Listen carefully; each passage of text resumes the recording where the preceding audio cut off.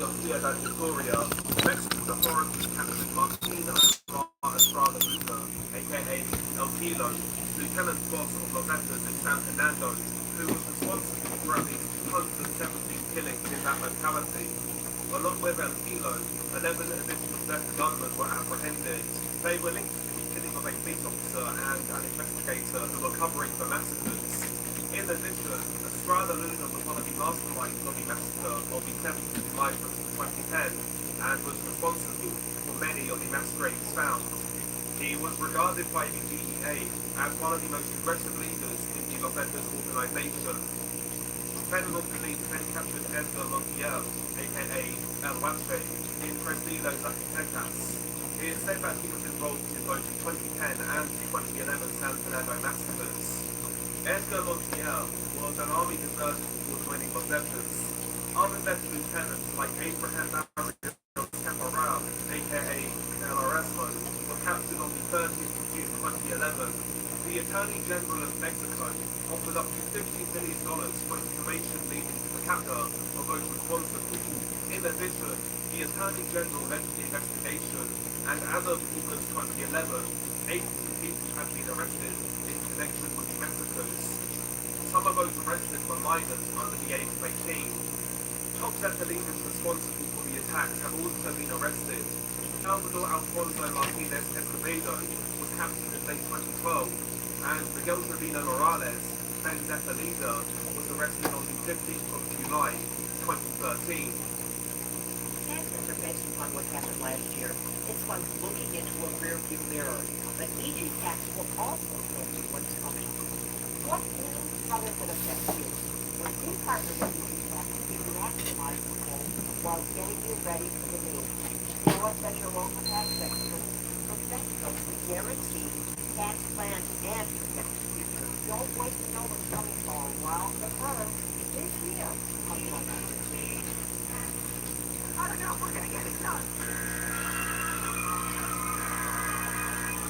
Stress is real.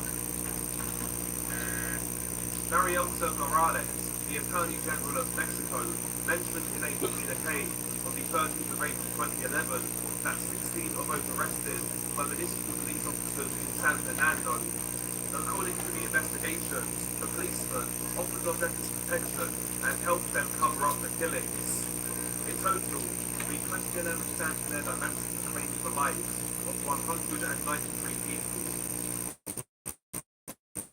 What happened from the 24th to 29th of March 2011 will never fully be understood, and given what we do know about what the victims went through, that's probably for the best.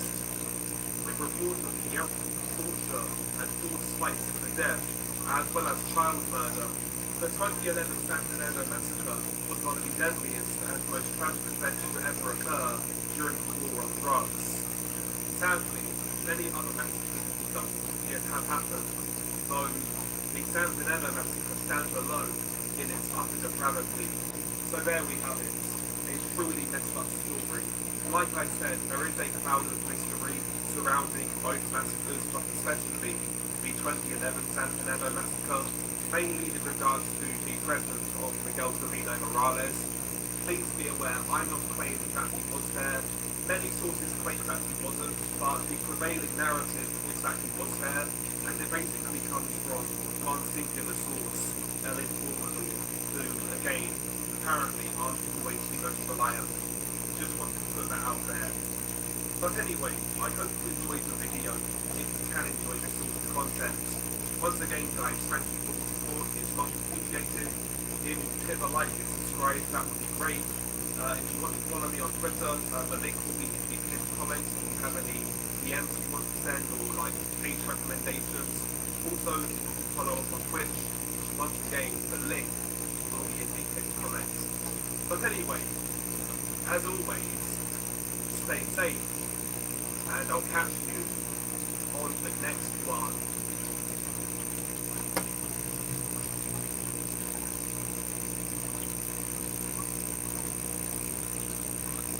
In October 2023, the train killed the entire world came under attack.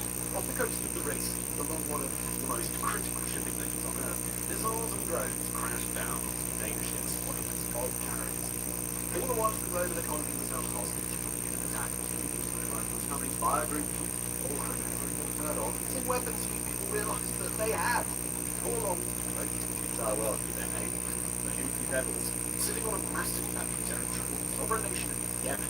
The Houthis have gone under the radar for decades across much of the world, and now they invented to force a record over the last year or more. That record like now. And it's not likely to end anytime soon. But who are they? What do they stand for? What do they want? And how did they claim such a massive portion of their home country? And how did they do it without the rest of the world taking notice?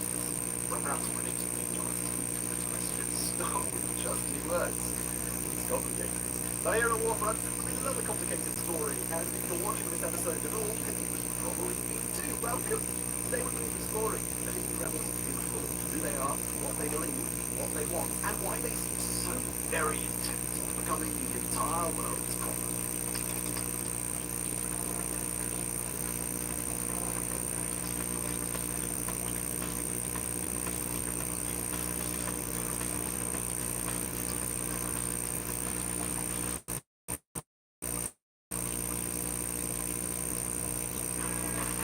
Chevy makes affordable vehicles that help you enjoy life. Enjoy endless possibilities with your new Chevy. Chevrolet, together let's drive. Creating a rebel team is like creating a glory. You've got to have all the right ingredients on hand. You've got to add them together in the right order. You've got to have navigating force. You've got to have transform ingredients and started with. You've got to have spices, the right spices of that to transform your creation from something that will quickly become unappealing, but consuming it into something that can sustain desires. Go much more little directions. You might get a temporary uprising. You might get different parts. You might get government repression, or you might even get people themselves to create rebellion. Conditions have got to be just right. Yemen, there were three people that were just right at just the right time to transform a movement into a revolution. Those three conditions: national unification, political breakthrough, and the failure of true utopia into a civilization. First, national unification. Although given by Conrad very much, this contention caught the world's attention during the Cold War years, where it split in two, Yemen was nonetheless a member of that dubious club. Starting in 1967, southern and eastern domination including split stopping groups close to the bars of the desert, were known as the People's Democratic Republic. They were a communist regime, still the only one to govern a nation in the Arab world across the world history, and among other things, they oversaw a mass exodus of people from southern and eastern Yemen to the other half of the country, turned back then as the Republic. The entire event, classic communists were backed by the Soviet Union, the Republicans were backed by the Americans and the Saudis, and the two sides were deeply and rather predictably hostile to one another until 1990, when we finally redefined the Republic of Yemen. But during the Cold War years, the Arab Republic, a religious sect known as the Zionists, endured decades of mistreatment by the Republican general and a man named Ali Abdullah. So where was actually Zionism itself? But a bit of British context, it's not universally regular law with Zionism properly Islam, but those who do include it tend to refer to Zionism as one of the 5 major branches of Shia faith. Qualitatively, however, it bears some resemblances to Sunni Islam as well, and has little in common with Shia Islam practice and home of Shia. About 40% of the are Zionism, primarily in the middle class of the country, when many Arab republics power, and until the Republican Revolution, the Zionis had been at the hierarchical apex in a among the past sovereigns that survived for a when Yemen the Republic's software came to the leader of this nation. This proved of the Zionist revolution. And here we find the third factor that Yemen's failure to come together in a truly defensive state. During this time of power, some men had used backing nor the military strength to rule the Yemen by force. The Zionis were the only most control of change against the United States. The suffering of Al God is rebellion, law, and have advocated autonomy and secession as the Al-Qaeda organization. Taking across parts of the country, and the Ansar al-Sharia organization along with it. Authority selected is that created, propagated by raid, and deorganized political movement, trying to manage Yemen's factions, unify them, and influence one another, like once our traction is aiming for ancestral homelands and countries north, but these, like much of their community, were primarily residing. The immediate way of communication of their wider community began to endure unwelcome visits by state sponsors and revivalists, preaching to learn the movement of Salafists. Now, we won't go into the precise ins and outs of differences between Crusaders and Salafists here, except to emphasize that the movement, a rapid influx of Salafist preachers, was a threat to an always everywhere life. In response, starting to revive their own scientific traditions within their communities, eventually building into an unequal, moderate movement that advocated religious tolerance, but sought to reinforce Zionism and traditional Zionism. At the head of the movement was an organization founded by a person who was about to become rather important to our story, Hussein al-Houthi, alongside his brothers Al-Ahmed, Yahya, and his cousin Muhammad. In the early days, believing youth didn't seem to be much more than an attempt to catch up with people Zionism, started up in Yemen, spread like themselves much higher concentrated. Hussein al-Houthi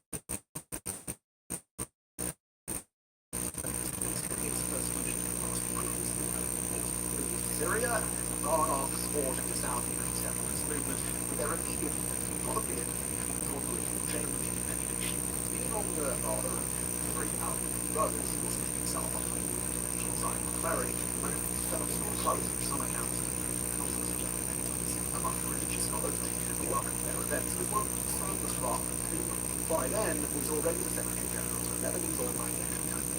But while the beginnings didn't appear to desire a regime change, so they said God is corrupt, exploiting the Arab world's single poorest nation, funneling into wealth and having time to himself. Believing this took a stance to oppose the Salah's movement as the Saudi Arabia, a powerful Arab nation, who got sent a steady stream of Sunni fundamentalists to try and change the nature of itself. They were strongly opposed to action of the United States and global superpower and chose to stand behind and support Salah as much as it caused because it helped to counter the Al-Qaeda. Perhaps unsurprisingly, Sawyer didn't take time to attacks and died already marginalized under the rule. Albert Jones was targeted a wider reach of persecution and discrimination. If your severe asthma says you can't, Tespire says you can. Tespire is an add-on treatment for people 12 and over that helps you prevent attacks and relieve asthma symptoms. Tespire is not a rescue medication. Serious allergic reactions may occur. Get help for swelling of your face, mouth, tongue, trouble breathing, rash, or eye allergy can happen. Don't stop asthma treatments without talking to your doctor. Tell your doctor if you have a parasitic infection or your asthma worsens. Avoid live vaccines. Sore throat, joint, back pain may occur.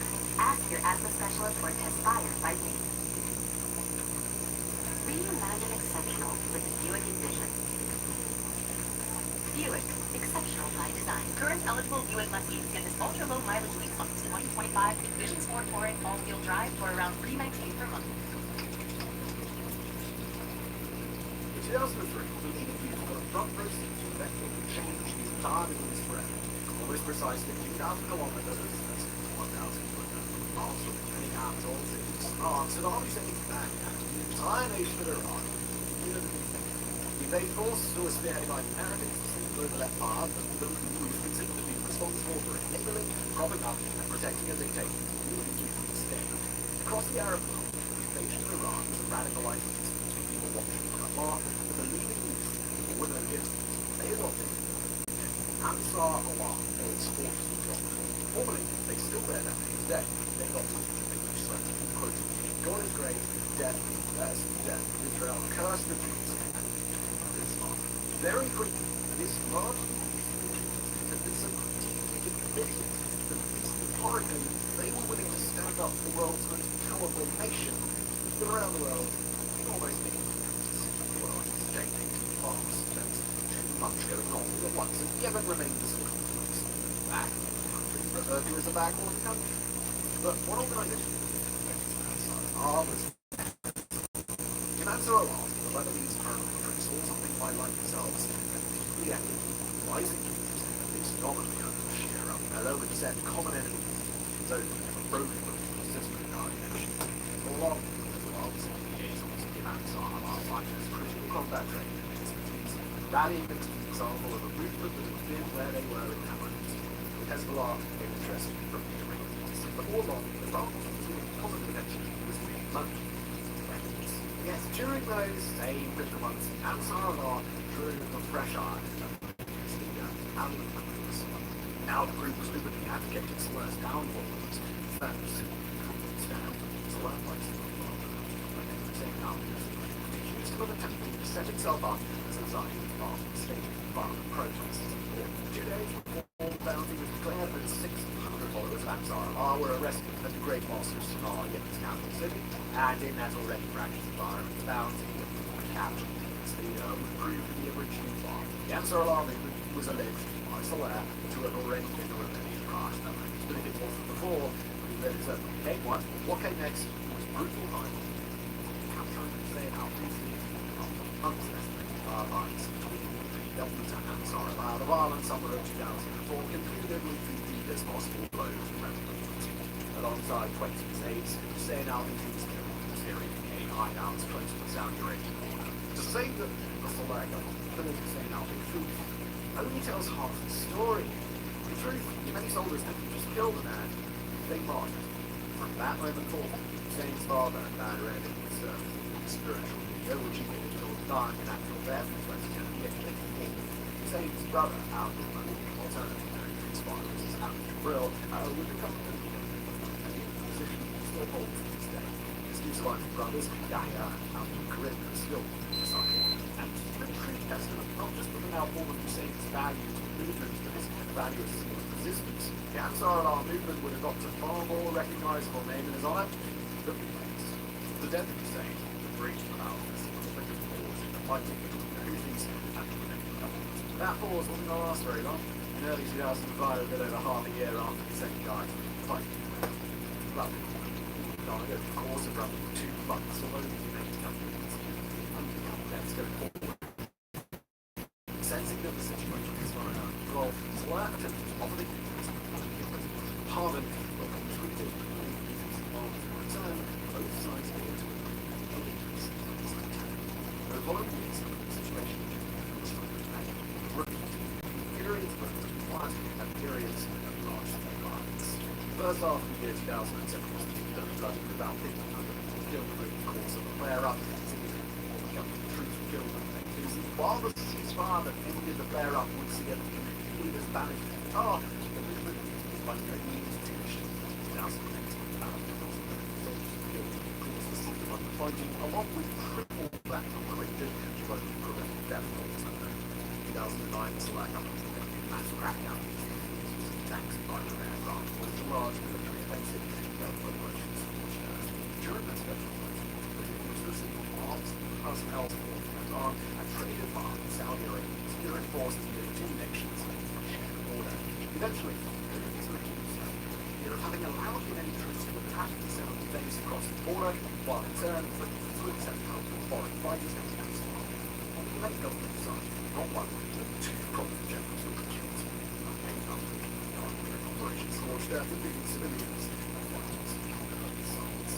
During those same months, late 2009, these brilliant emphasized the confrontation of far more powerful enemies than they quite agreed.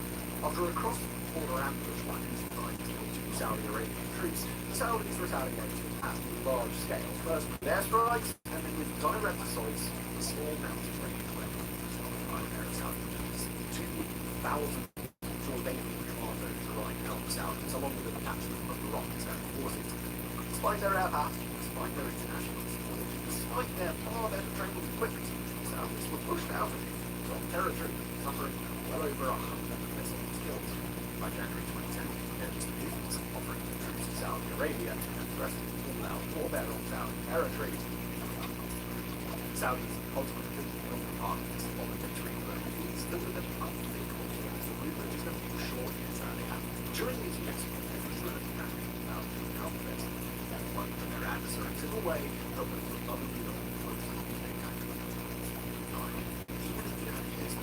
operate a 20,000 feet conduct frequent ambushes to run attacks in the same way their grandfathers have done in the early days. Sheets, beheading captives, and even executing the children of those who were. But as time evolved, their feats got better, not just with fun, but at avoiding the risk of alien support in mind. By 2005, assassination. By 2007, fortifying towns to resist government attacks and raising units of nearly 100 with certain attacks of high-rank targets. By 2008, they were attacking supply lines and logistical infrastructure, destroying critical bridges, producing video propaganda, increasingly cynical ways of development towards pushing the military out. By 2009, they were head-to-head.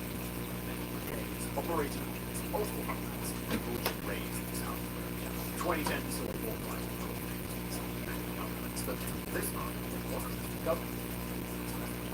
Instead, they battled against other local tribes yet clashing on both ethnic and tribal lines. By then, they had carefully defined their approach to combat, as author Marie Brand put in a 2013 book quoting here, they threw out using words, carefully developed plans, and a brilliant means of objective. They rely on the lives, both secret and frequent. Reading strategy based on precise knowledge of the local tribes and the widespread social presence in their areas. They set up a tiny network of checkpoints, patrol in the hamlets, operations that local sources describe as the operations. Just like the events of nearing to that point, nothing in comparison to what was coming from just the short months of town. The chasm was a simple event that took place 300 kilometers or 200 miles from territory in the regional capital city. There, a young man, Mohammed Boaz's self-employed, an active protest against his government, setting off a series of collective actions with a couple of later. His actions really kicked off the regional movement as the Arab Spring. In a country like Yemen, armed resistance, with already poised for decisive action, the Arab Spring would prove too much. Is that a genuine postcard? Like 5 2 times points at eligible grocery stores to support your next trip. Wait, don't imagine as many cupcakes tell you what cupcakes All already the offered money. Don't wait. You could be earning points toward your next trip with the JetBlue Plus card.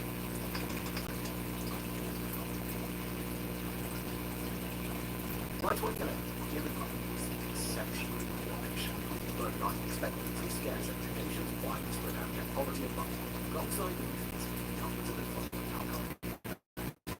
Some secession movement, along with people developed strong community networks, rallied and protested these movements. Somalia was, by this time, in the 60s, and had ruled Yemen for over 3 decades. The group was widespread, and his own son, probably 40 years old by that time, was going to take over his father's step. In the near term, Salah was well on his way to the alliance. He was making threats to the country's political opposition. Despite the violence around the country, he confronted Salah without any reason. As it turned out, the Arab Spring was a fantastic reason. And after a catalyst from another continent presented Salah with a situation he never considered, I think very fast the entire house of cards had come tumbling down. Thus, the protest was put not back. Spread out to other things. Yet, but finally, they changed focus. Protest against the protest against Ali Abdullah Salah himself. For weeks, demonstrators at Sanaa University had drawn a crowd of 10,000. By a month later, the protests swelled to 10 times that size. Opposition groups for a national pro-Salah tribal commissions were large confrontations. One by one, Yemen's main tribes protest or behind the uprising. Much to his chagrin, Salah quickly learned that the protest movement was disinterested. Settlements that involved his personal, continued presence in many effects. He surprised that the top officials abandoned his back as in the United States abandoned the regional government's back. The Gulf states were trying to broke arrangements later, but Salah refused to engage with the courts. After the many opposition gave Salah the ample time, the off-ramps in front of him, and edging inside. That year, it was time to take decisive action. Several days came by, many capital followed, elements of military effect, tribal militias took over major locations in the country. The if any government perpetrated mass demonstrators and the ceasefire, the situation evolved rapidly. First, assassination attempts led to collapse London, burns and the economy's one. Same Saudi Arabia, and returns of months. Barely a step short of the house. Too late November of that year, select Simon Donovan, formally resigning, Stacey eventually became president. Hope was from there. The situation only grew worse. Didn't play only the role in the ousting of the one-time dictator, but it is critical to understand just what happened during the Yemen Revolution, to understand that the Libyans themselves saw this period very differently. So like Libyans, the revolution, out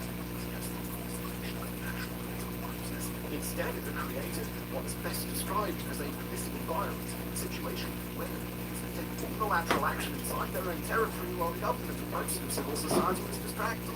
During 2011, they done exactly that, seizing precision Saddam-based operations, kicking out the local governor and creating their own administration across the wider Saddam government. Then they set their sights on another government, al-Shah, and started war months of fighting, and they took that government too. It's battles against resistance groups and rival tribes. They conducted successful offensives in multiple other governments. And when President Saleh resigned, the Houthis rejected the deal to transfer power to the government.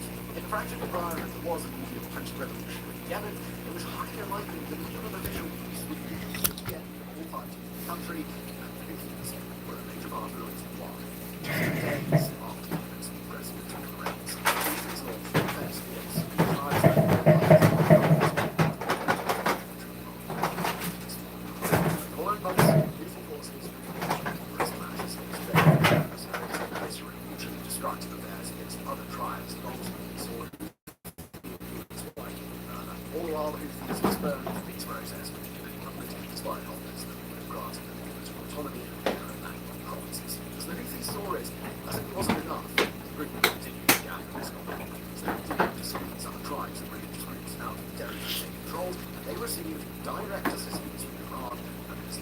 By the summer of 2014, the was strong, well-organized enough. In the current situation, they could pose a mortal threat to the Iranian government outright. Now, it's not unheard of for governments to arrange methods in times of conflict, but it's about this.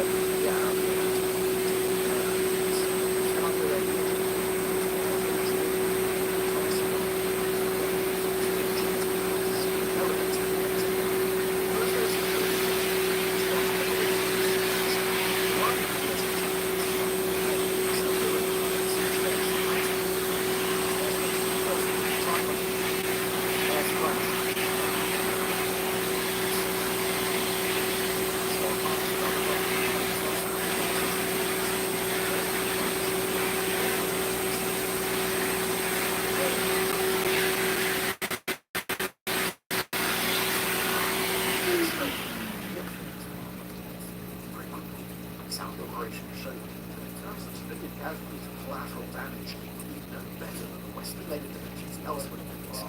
Airstrikes registered under refugee camp across Sweden. Which were a major concern for the international community.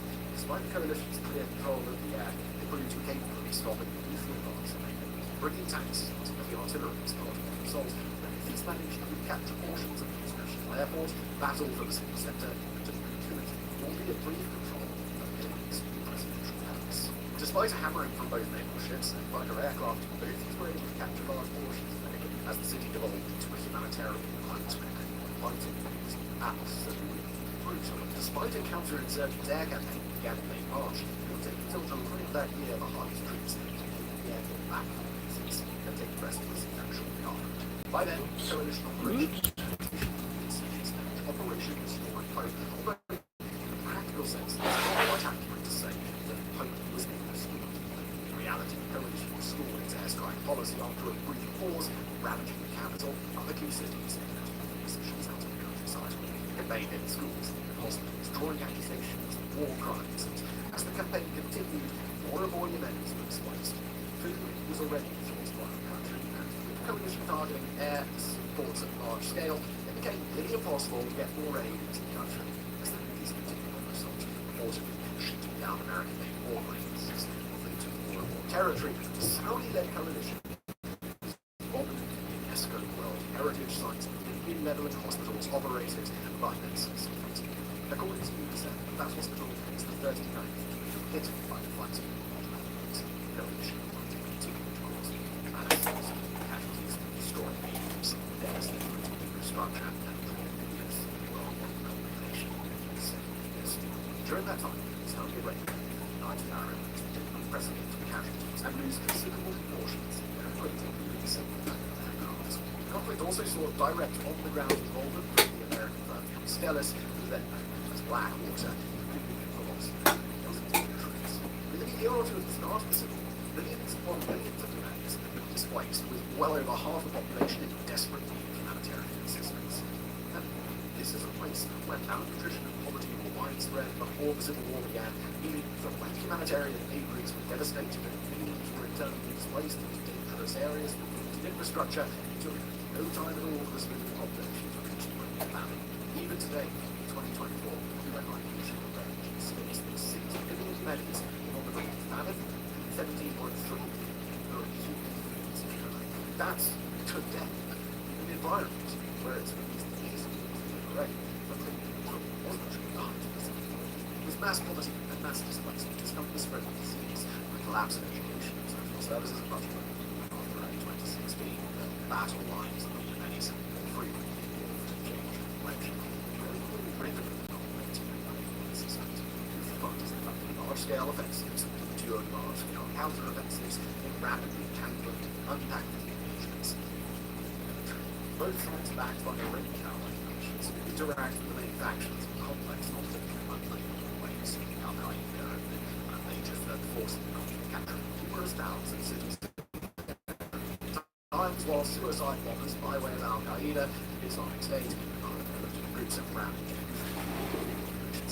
Houthis launched massive drone missile attacks on Saudi oil fields and refineries as well as Saudi targets, and they gained another weapon for a series of successful shootdowns of American armed drones. That shootdown streak continues to this day, and the Houthis have also drawn America's eye in another way since its embassy, capturing its national staff in late 2021. In late 2017, Ali Abdullah Saleh met his end at the hands of his enemies, still balanced enemies being caught in wars with the ambush 2 days after he announced his liberty. In 2018, the city of Al was taken over by some separatists, kicking Ghani up and out and gaining the support of the UAE, now operating across the The Houthis often weathered allegations of use of torture and prisoners were killed or captured in hundreds of Saudi Arabian soldiers and allied fighters in battle as they fought against integrating consumer drone technology into battle for a half-decade before power of those drones was really put to work. Year after year, these learned to get their own harvest on some other fields, elevating their combat prowess and funding creative ways to avoid both the Yemeni government and the Saudi coalition. They learned to operate in a highly decentralized way, not just making autonomous decisions, but intentionally concentrating small numbers of troops across each battlefield while maintaining explosions and tensions amongst bunkers and arms caches in forested areas. Structural hospitals and schools and burn to use exclusively low emissions phones to avoid being targeted. Weaponized in heightened extreme events of time. Group governments watching how mechanisms being talked about. Always ready for bringing up our fighters and bands of no more than 500 stars fighters and positions.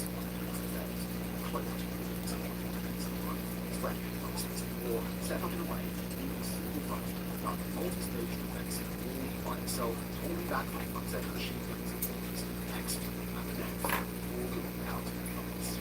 Finally, Britain's past not just defensive, but offensive on warfare, especially in Saudi Arabia, over nearly 2 decades contemplating Egypt bridged the gap between asymmetric insurgent tactics and territorial control tactics in a way that organizations across time never figured out, faced with the reality of the atmosphere that defeat. 2022, with warring parties, great wars won to troops. By then, about 80% of all units were armed on board. The country's colonies were smoking in the rubble. Even the most basic services were all but non-existent. Houthis have taken major territory over the course of the war, consolidated their authority over a massive stretch of land since becoming powerless. But they had pushed as far as they were able without risking the collapse of society. But of course, despite the Houthis, the situation was no better. Saudi Arabia had lost its appetite for intervention on both sides and major interest in the presence. In April 2022, two sides were to run through across the nation. By another 2 months, in August of this extended, when finally announced, no party to the conflict chose to restart hostilities in scale, and none have ever since. Negotiations formally in war began in April of 2023 after Iran and Saudi Arabia were no longer diplomatic relations. Time arrived this month, continued advance, the main battle lines in the civil war, yet rarer. No peace deal was signed. Bulk of the fighting now seemed to be over. It's worth stepping back and really understanding the scale of the devastation that the Houthis and their adversaries brought against their shared nation. According to the UN, at least 150,000 people died in the combat during the 7 years. 227,000 more died during that same time as a result of starvation, disease, and other factors that were extremely. According to Save the Children, 85,000 children died of starvation in the country by 2020. 11,000 children went to have been killed or wounded directly in the fight. The death toll of Saudi Arabia alone is estimated by the over 19,000 civilians. Millions of people were internally displaced across Yemen, and many were still displaced.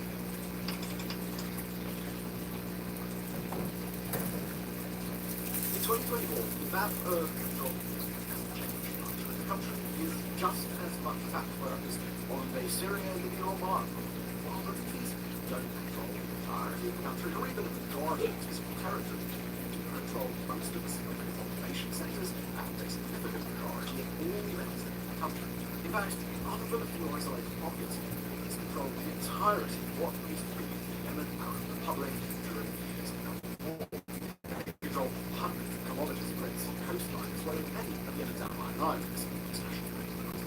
Exerts control over small pockets of territory, ties,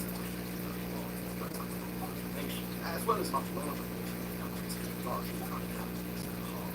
Three major non-government entities, all of them aligned with recognized governments, control pockets of territory along the Northern coastline. The largest of the three, the Southern Transitional Council, is still a secessionist movement like until it's been, although it is effectively quite easy right now. Outside Yemen still offers patches of territory that's estimated at 2,000 to 3,000 surviving fighters and scattered across the lands.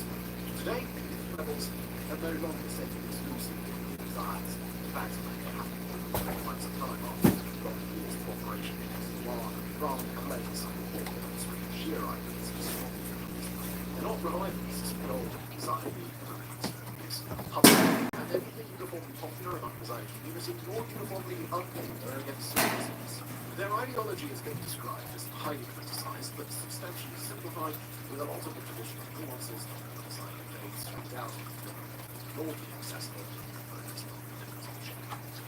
Also, to look at increased implications of their time to attempt to convince the world of political rightness and their answer to one question: who controls?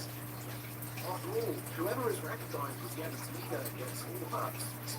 Then large state apparatus to work with aid organizations, the ability to really engage in international diplomacy and much more. But all these people recognize or even globally, right power that brings together would be the ultimate victorious end to their revolution. And in some ways, they're the right answer to the question. Certainly, they exert the most authority over most domains. They hold the greatest unlimited military power. And there's a good argument to be made that international humanitarian groups could engage in large scale, good faith, then mass suffering across Yemen could be alleviated. To that end, current leaders have gone out of their way for years to present themselves as unifying state leaders, despite the reality of this war. All the while they take a resistant mix of socially restrictive and socially permissive positions toward ordinary Yemenis and work alongside the nation of Iran without swearing religions. They operate very well-developed political propaganda machine. Their strategies of social media to spread their message. They've relied on many of the same leaders for multiple decades now, despite the risks to their lives for the war. While they've garnered a well-deserved reputation for violating human rights during war, including the use of child soldiers, the widespread use of women and girls, and the use of civilians as human shields, these leaders often present themselves as a leader disconnected from those decisions. Militarily, well-armed, non-state actors on planet Earth, bringing to bear not just stockpile weapons, but production lines to replenish them. These are largely reliant on short-term drones, both of which can be produced at large scale, mostly in-house. Also, receive continual shipments from their back of Iran, using very dangerous ballistic missiles, cause possibilities against the enemy government. These have captured several dozen tanks, hundreds of artillery pieces and heavy weapons, and even a few aircraft, although their state. They received military support, not just from Iran, but very recently from Russia, and in both 2019 and 2024, they were alleged by South Korea to have accepted weapons from North Korea. If people around the world only went to one of them, then almost certainly it's the one thing, guerrilla conflict.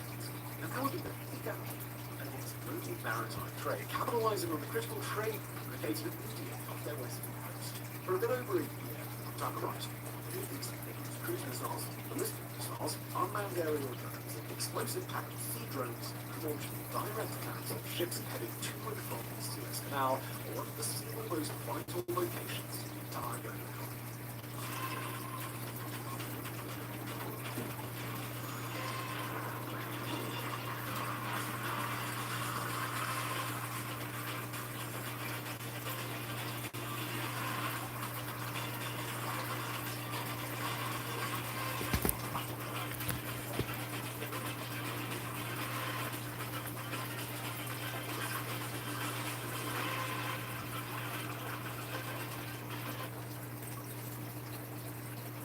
The year 2024. Normal radio calling? Yeah. We're an emergency on the Ocean Ranger? Yeah. Just a second. Ocean Ranger, Jack, are you there? Can you give us anything else on right now? We're listening badly, and we need to get the people operating at the police. We may not be able to hold a ring.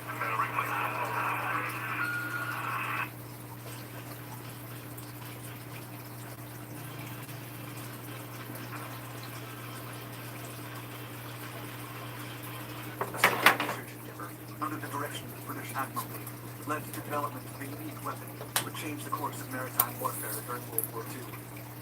The result of trial and error, this anti-submarine projector turned the tide against the Nazi U-boats and wreaked havoc in the Pacific.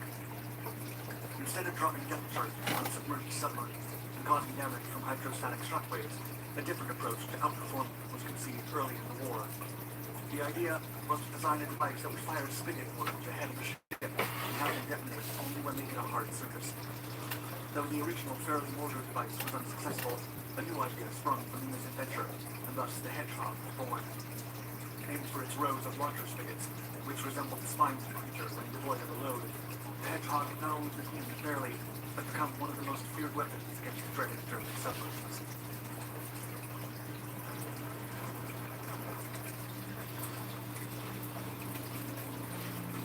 After the outbreak of World War II, the German U-boats became a perilous threat to the Allied fleet in the Atlantic. Thus, the British were in desperate need of a new weapon that could balance the scale. The top-secret project was carried out by the Directorate of Miscellaneous Weapons Development, Department of the British Admiralty. The idea was to build a weapon that would be more lethal than conventional depth charges. The first attempt was tested in 1941, called the Fairley mortar, but it resulted in failure. However, the lessons learned would eventually give way to the Hedgehog, an innovative mortar capable of launching dozens of projectiles at a time. The multiple spigot mortar, or spigot discharger, was first developed by Lieutenant Colonel Stuart Blacker, based on early infantry trench mortars. The concept consisted of a single device capable of launching multiple target warheads of different sizes. As part of the primary weapon, the propelling charge worked against a rod, which was set in a base plate, and then fitted inside a tubular tail stemming from the charger's body. Initially, the concept was used on the Blacker Bombard 29mm spigot mortar, and later the PIAT tank weapon. Thereafter, the principle was adapted for naval use in partnership with the head of military intelligence research, Major Mills Jeffers.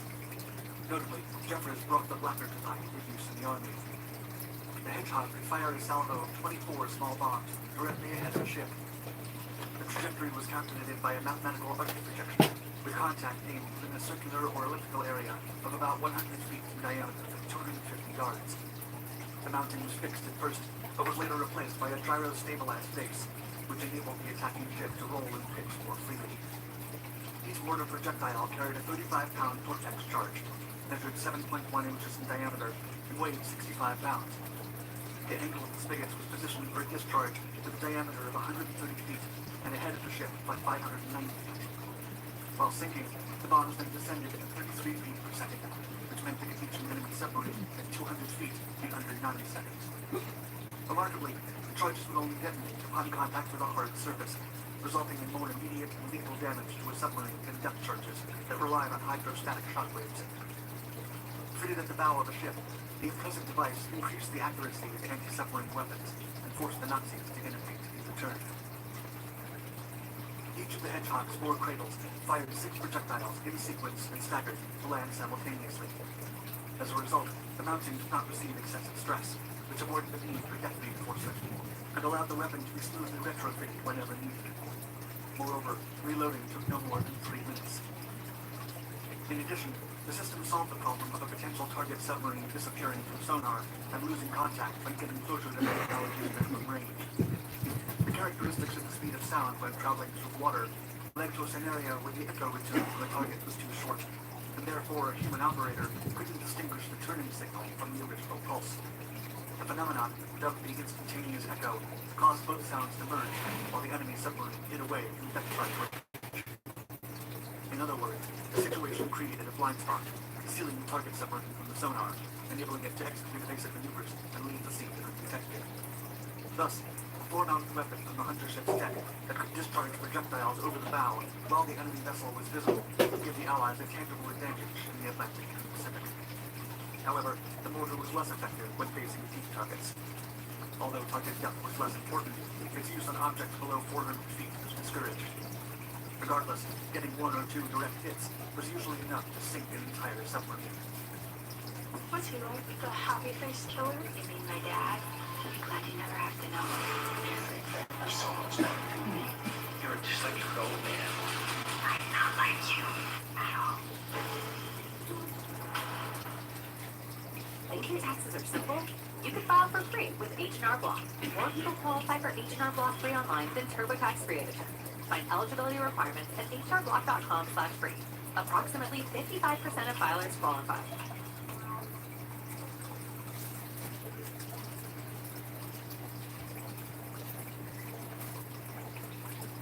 The Hedgehog entered service in 1942, and after the new mortar was installed in about 100 ships, the submarine hit started cooking. Initially, its success rate was only slightly better than that of depth charges, at about 5%. The launcher was frequently covered in swells and spray in the heavy North Atlantic weather, and incomplete patterns would be fired because of its state, as well as firing circuit problems. This would usually be a notorious reason for discontent among the crew.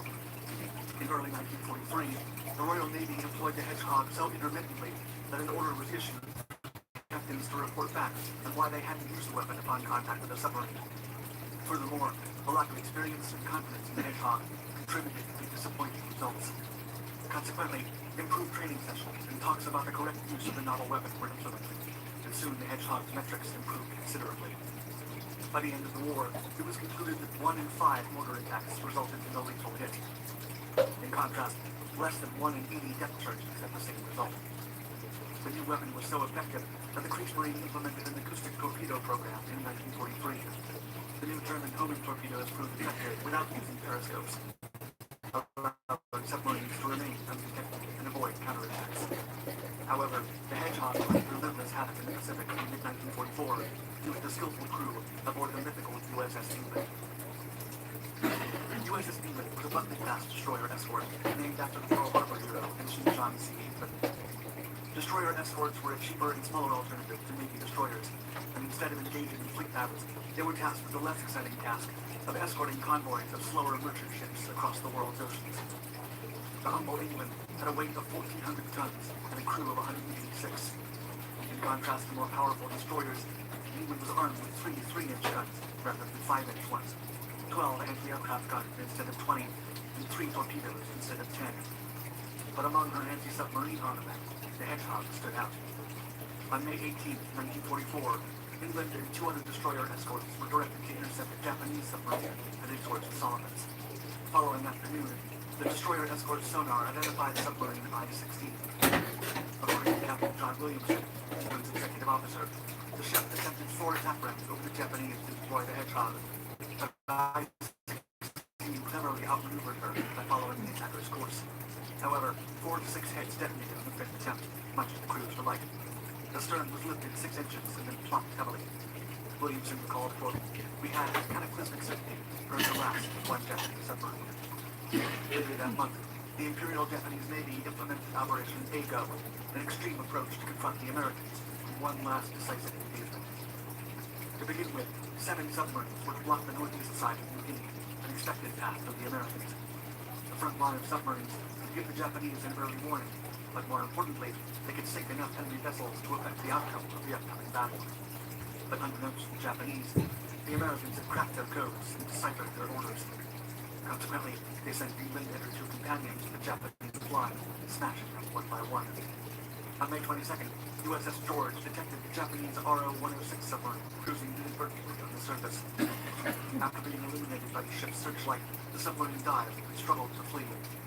England struck her with a Hedgehog rudder, marking at least 3 hits. The bubbling from the surface confirmed the end of the enemy vessel.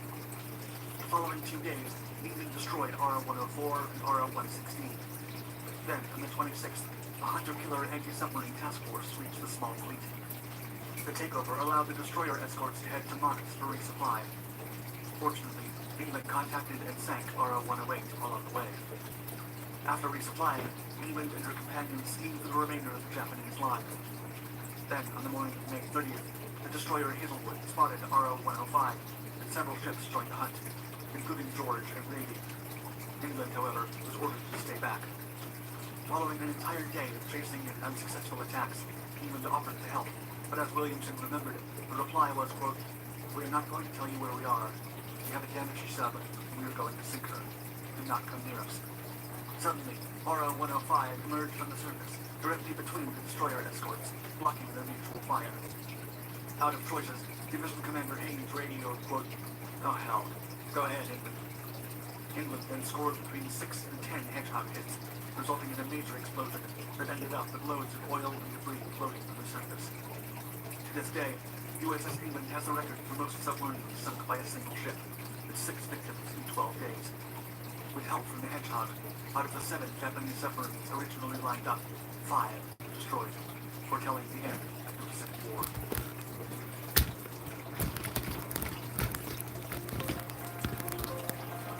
It was the 1960s, and the Italian Navy was about to design a weapon that would be unequaled even in the new millennium. Developed by the OTO Melara Company, the 76mm compact naval cannon didn't take long to conquer the world markets.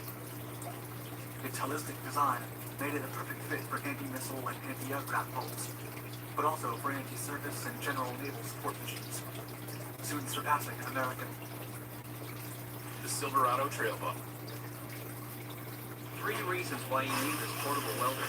Firstly, it makes beautiful wells, and it works with 2 to 32mm electrodes. You can set the current setting right over here. Set to this super light, and it comes with things and jumps for my brain from yours. Now I'm still away, but I thought it would be time. We've made a few videos on this channel. I think the reader mode is something like 280 to 300 or something ridiculous like that. That's a lot of ship stories. It's kind of easy for a lot of that stuff to get buried because there's just so many stories to be told, and I've got a few favorites of mine that I just haven't really been able to highlight since we made the video. So I thought what we'd do today is make a little compilation of some of my favorite ship stories ever told in short on this channel. So sit back and relax and enjoy some of my favorite ship stories.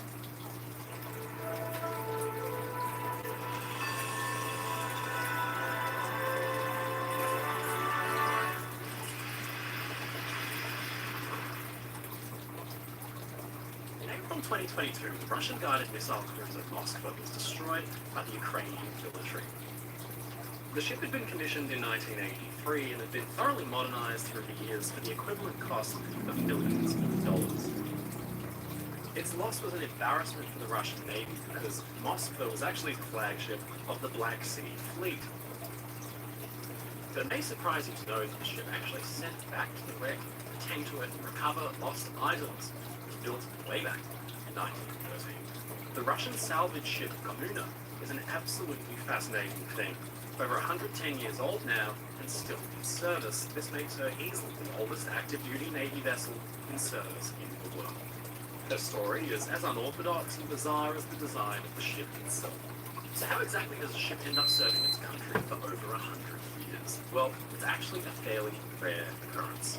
Most major Navy warships today can be up to 30 or 40 years old. That's around the time when faults begin to appear. The cost of maintaining a ship beyond 30 or 40 years can begin to mount as critical machinery needs more care and fatigue from decades of sailing in the ocean begins to show. Kommuna is a special case. The US Navy's oldest active-duty ship by comparison is the 54-year-old amphibious command ship USS Blue Ridge from 1970. Kommuna is almost 60 years older than that. How she's managed to avoid the scrapyard is an interesting tale. It all begins back in the early 1900s. That is right. The Imperial Russian Navy was preparing for war back then, and famously, it wouldn't actually go so well for them. At the time, they were investing in new and exciting technologies, and one of those was the submarine. With the fledgling submarine fleet, the Navy realized it would need to provide support to their new boats. A dedicated tender or support vessel was needed. Now this is where Kommuna comes in. Back then, the ship was called Volkov. She was built at the Putilov shipyard at St. Petersburg, Russia, less than a month after Titanic had sunk in the North Atlantic. In 1915, the ship was officially commissioned into the Russian Navy as a submarine support vessel. Now, having such a dedicated task, Volkov had a few obvious design peculiarities. Obviously, she wasn't too good looking, although I do guess beauty is in the eye of the beholder. The ship is a twin-hull vessel, or a catamaran. The idea behind the weird shape of the hull was that the ship could sit comfortably over the top of the submarine, restock torpedoes or fuel from above. But that wasn't all. Volkov was also a submarine salvage ship, so if a Russian submarine was sunk, Volkov could anchor above the wreck and use a very heavy-duty lifting winch and crane to pluck the wreck from the seafloor from between its two hulls. Now, the Russians had seen the concept tested earlier on the German salvage ship SMS Vulcan in 1908, and they were evidently impressed. So Volkov improved on the German ship by adding a bigger and more impressive lifting rig, type of gantry crane. In 1917 alone, the ship salvaged 2 Russian submarines. So that year, 1917, Volkov found itself serving against its own countrymen in the Russian Civil War, and then shortly afterwards, with the victory and ascension to power of the Soviets, she found herself under new management. The ship was renamed Kommuna, a name she still carries to this day. She undertook a lot of salvage missions. One of the most interesting of those early years involved the retrieval of the British submarine Old 55, sunk with all hands in 1919. Years later, in 1928, she was raised by Comuna. The remains of her crew returned to Great Britain, and incredibly, the rusted-out, muddy wreck was rebuilt and put into service by the Soviets, even though it had been sitting on the sea floor for nearly a decade. The sub would go on to be tested by the Soviets, serving as the basis for a new class of Russian submarine, and it was only scrapped in the 1950s and 60s. Clearly, Comuna was of huge use to the Russians. Whenever something needed picking up from the seabed, Comuna was called out to do it. Aircraft wrecks, tugboats, it didn't matter. It was within her weight capacity, Comuna could raise them up. In World War II, Comuna's fortune was badly tested. By all rights, the ship probably shouldn't have survived. Bombed by German aircraft, she was damaged, but continued to serve. The most interesting mission in that war happened in March 1942. Dozens of critical vehicles for the war effort, as well as heavy machinery, had actually fallen through an ice road and sunk them. Comuna got to work and pulled out no fewer than 4 massive KV tanks, 33 other vehicles like trucks, tankers, and tractors that had plunged through. In the year 1944 alone, Comuna had recovered some 11,800 tons of shipping and repaired over 30 ships.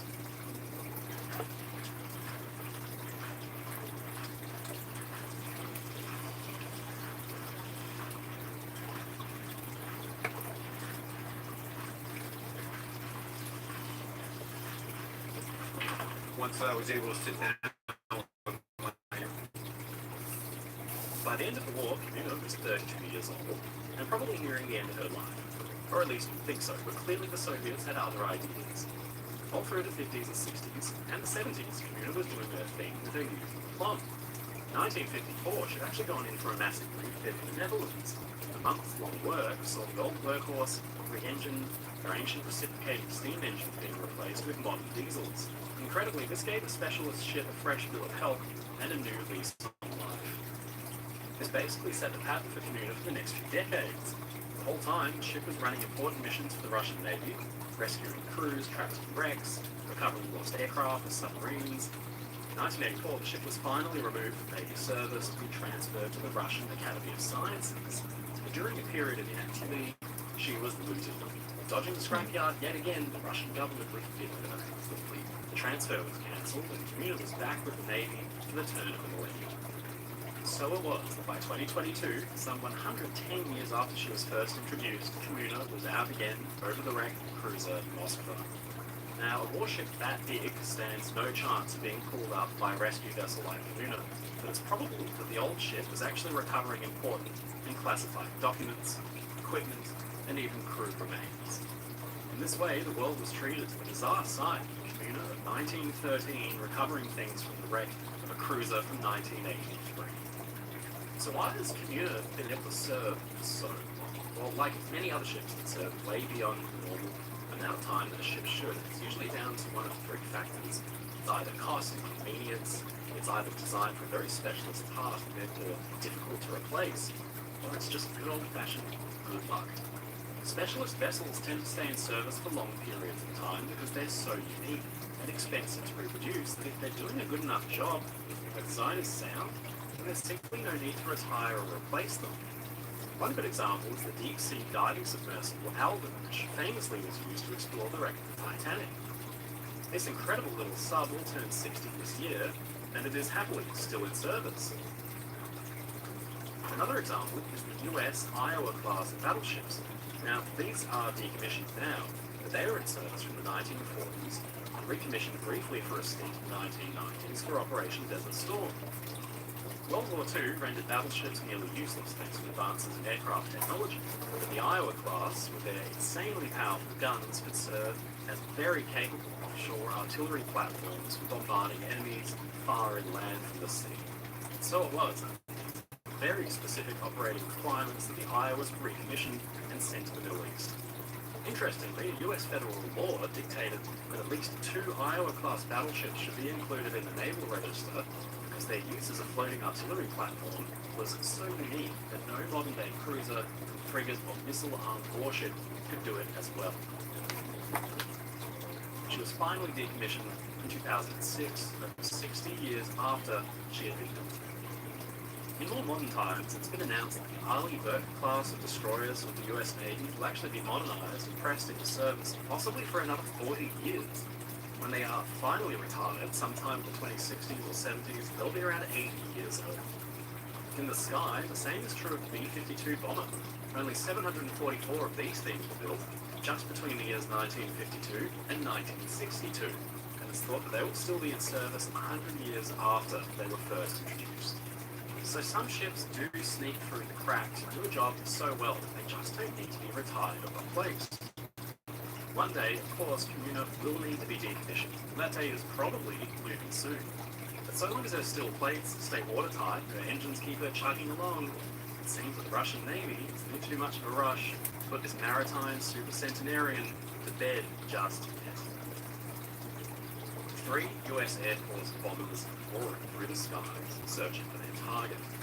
They're looking for a celebrated vessel.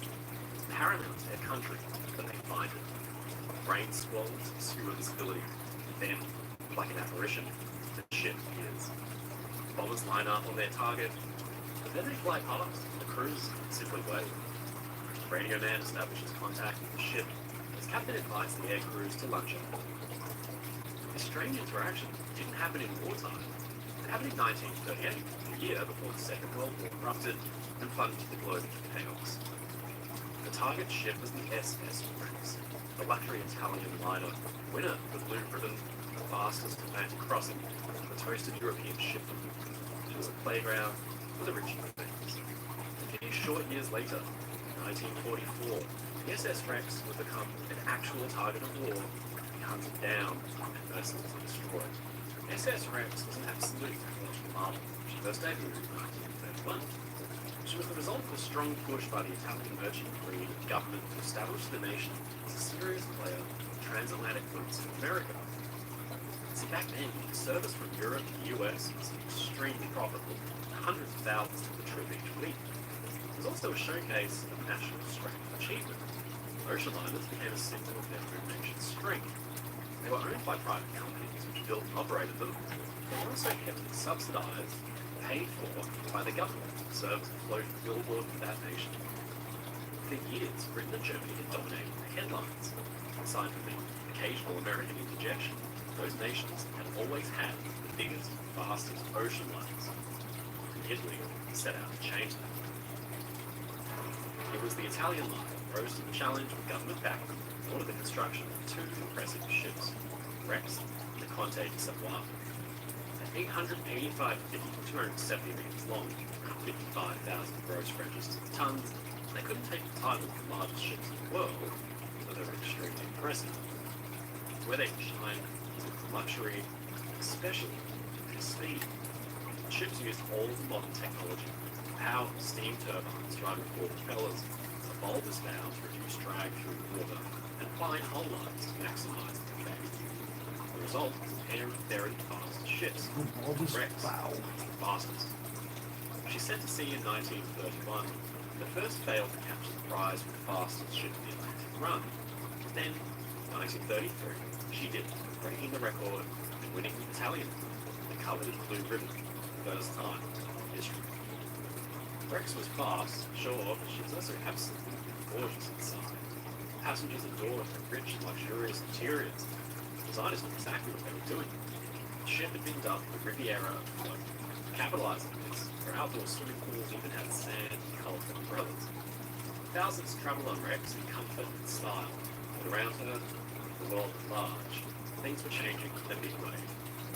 The halcyon days of carefree sailings at sea were about to end, because there was a war coming. Now, I know that this is a ship-focused channel, but we have to talk about aeroplanes for a minute. For years after the First World War, an uneasy peace came to me. Germany and its allies had been defeated, sure, but a shock political reversal happened when Nazis came to power. They secretly funneled money into military projects, and so did the Japanese government. Across the world, nations were entering into an arms race at the same time that wild, tested new technology began to be introduced all the time. One of these was the airplane. Sure, it improved its worth as a military platform in the First World War, so it fight bomber bombs. Its capabilities at sea were never tested. By the 1930s, airplanes were very different to how they looked during the First World War. weren't wooden canvas anymore. Bombers were almost all metal, 2 or 3 or 4 powerful engines, and massive payloads of bombs. It might seem crazy to us now, but none of that technology had been tested or adequately deployed in combat. The 1930s would teach the world's nations a lot of important lessons. At the heart of these lessons were the SS rays. You might be surprised to learn that the US Air Force, as we know it today, was not initially intended to be its own independent branch of the military.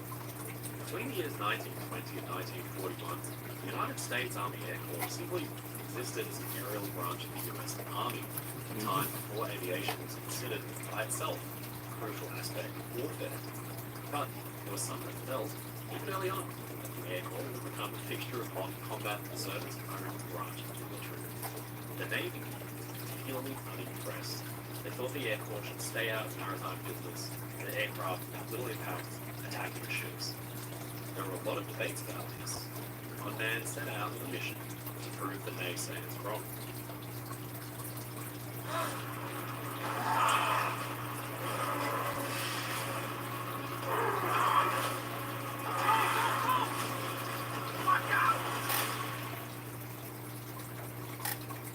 In 1921, flamboyant fighter pilot Brigadier General Willie Mitchell sought to make this into a reality, planning out several aerial bombing exercises to display the capabilities of the airborne fleet in a wartime setting.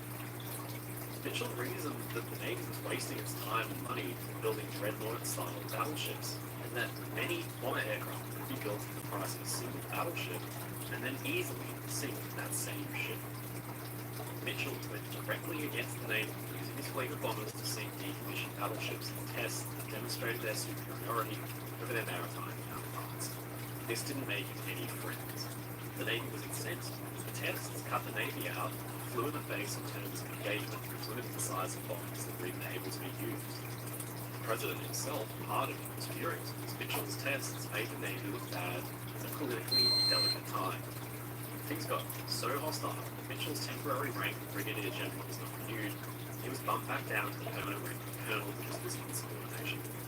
In the end, Mitchell would go on to make a name for himself as a free thinker, accusing senior Army and Navy figures of treasonous disregard for safety in the crash of the US airship Shenandoah. He was court-martialed for this and resigned in 1926, although he would continue to preach about the power of aircraft for years to come. Missing their biggest advocate, the Air Corps pressed on with their tests and demonstrations, but then they hit a serious snag. In 1931, they attempted a testing of an old World War I cargo ship, USS Mount Shasta, but then, in front of news cameramen, military officials, and reporters, Mount Shasta could not be located by bombers. 3 days later, another attack was launched, but the aircraft underscored a few hits, and the Mount Shasta didn't sink. It was a PR disaster. The Navy publicly mocked the effort, and the Air Corps was deeply embarrassed. The Air Corps went back to the drawing board. They needed a chance to show the world that bombers could reliably track down and engage fast-moving enemy ships. Years later, they would get their chance. Without Navy input, they would intercept one of the world's fastest ships as she approached the US. The target was the SS Rex. In May 1938, Rex departed from her home port of Genova, Italy, with a regular express service to New York City, hundreds of people. It was spring, the Atlantic still had a chill, the days at sea were happy and relaxed. A few hundred miles across the ocean, the US East Coast, preparations were being made. Rex would be given a warm reception by the United States Air Force. See, under the command of Major General Frank M. 187 combat planes and over 2,000 airmen were called up to participate in a monumental military exercise to once and for all convince the nation of the might of the Air Corps and its legitimacy as an independent military body. Stationed at 19 different airfields throughout the Northeast, where a variety of combat aircraft meant to take place in these exercises, and the real spectacle was the brand, shiny new Boeing B-17 Flying Fortress. These monstrous 4-inch long-range heavy bombers were the pride of the Air Corps, and they were still in the testing phases at the time. The Army had high hopes for these aircraft. Not only would the exercise illustrate the strength of the Air Corps as an independent entity, but it would be fantastic to put these powerful new planes through their paces. The point of the exercise was to simulate the defense of New England of B-17 force against an attacking aircraft carrier fleet. However, since no vessels were supplied to play the role of enemy forces, one was needed to be selected. Lieutenant Harris Hull, a reporter for the Washington Post who was observers on temporary duty at the time, suggested the possibility of using an ocean liner as a target, flying far out to sea to intercept the ship at a distance far beyond what had ever been attempted before. The goal, of course, was not to damage or sink the ship, simply to fly in low, hovering just above the smokestack level, demonstrating that bombers were capable of tracking ships even when they were far out to sea. There was, he learned, an ocean liner steaming roughly 1,000 nautical miles offshore, headed into New York. Hull reasoned this would present the perfect opportunity to flex the muscles of brand new bombers from all the world to sea. The exercise was meant to be a field day for the press, not just around either. The radio crew of the National Broadcasting Company would be broadcasting the feed from aboard the Lincoln aircraft.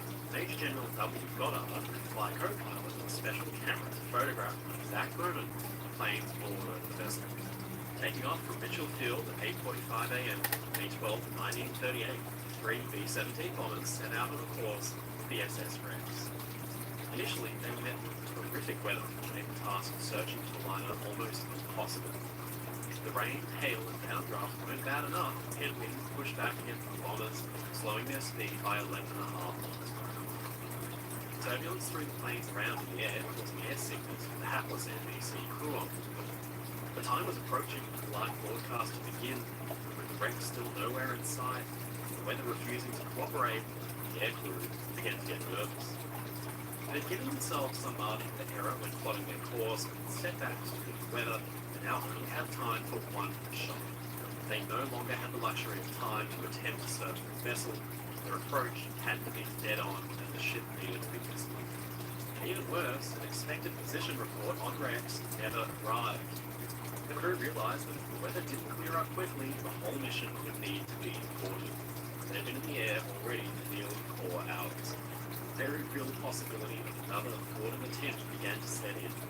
Embarrassment seemed near, and suddenly, the plane broke through the clouds of the clear skies, and incredibly, right below them was the SS Rex. They had done it. The aircrew exploded with cries, "There she is! There she is!" Three bombers descended and shot past Rex and smokestack without hundreds of passengers crowded on deck to marvel at the spectacle. Some Americans on board even began singing the Star-Spangled Banner as the planes flew overhead. The ship's captain made contact with the aircrew over the radio, exchanging pleasantries, and inviting all members down to come to lunch. The intercept was broadcast live by NBC on a coast-to-coast hookup, and Goddard's photograph of 3 B-17s hovering weightlessly above the proud ocean liner would be found on the front pages of newspapers across the country. SS Rex was again front page news. The Navy was, of course, less than thrilled to be stunned. Top Navy brass insisted the exercise, quote, was in violation of the Navy's prerogative of controlling the sea approaches. As a result, an attempt was made to prevent all Air Corps aircraft from operating beyond the 100-mile line from the U.S. coast. Now, this order was seen as flimsy at best, and was only intermittently enforced. There are in fact reports that this order was never even put into writing, as no Air Corps officer ever laid eyes on an official copy. In fact, just a month after the SS Rex was intercepted, the Air Corps successfully carried out another similar interception of the ocean liner of the Queen of Bermuda, some 300 nautical miles offshore, with no apparent infraction. When the Navy protested, the Air Corps had made their point. There was no more denying the capabilities of these powerful B-17 bombers and aerial combat at home. As we now know, the Air Force played a become its own independent military branch, owing in part to the spectacle of the interception of the SS Rex. Sadly, Billy Mitchell, the maverick pilot who championed the aircraft so much, did not get to see the trial. He died in 1936 of a heart attack, aged just 56. Of course, Mitchell would go on to be proved totally right. Battleships and large warships were incredibly vulnerable to air attack. Dozens of prized warships were lost in the Second World War from all nations. Ships that represented national pride. Prince of Wales, Bismarck, Yamato, all of them were badly damaged or sunk by aircraft with almost no recourse. And another ship hunted down was the SS Rex. 1938, she had been part of the effort to prove that aircraft in wartime had been devastating to the enemy fleet. Then, in the Second World War, she went through the real thing. Wrecks of Comte de Savoie were taken off civilian service in 1940, mothballed for years. 4 years later, in 1944, Rankson's Day of Destiny finally arrived. She was spotted from the air, and 2 waves of 24 Bristol Beaufighter aircraft attacked. They hit the ship with dozens of rockets and shells until finally, scorched and smoldering, she rolled over and came to rest in the shallow harbour. It was a sad end to the glorious ship. She was broken up in situ and relegated to the instruments. Today, air power controls the sky totally, and ships are very much still at risk of aerial attack. The sad story of the SS Rex is a curious reminder of a time when technology was unproven.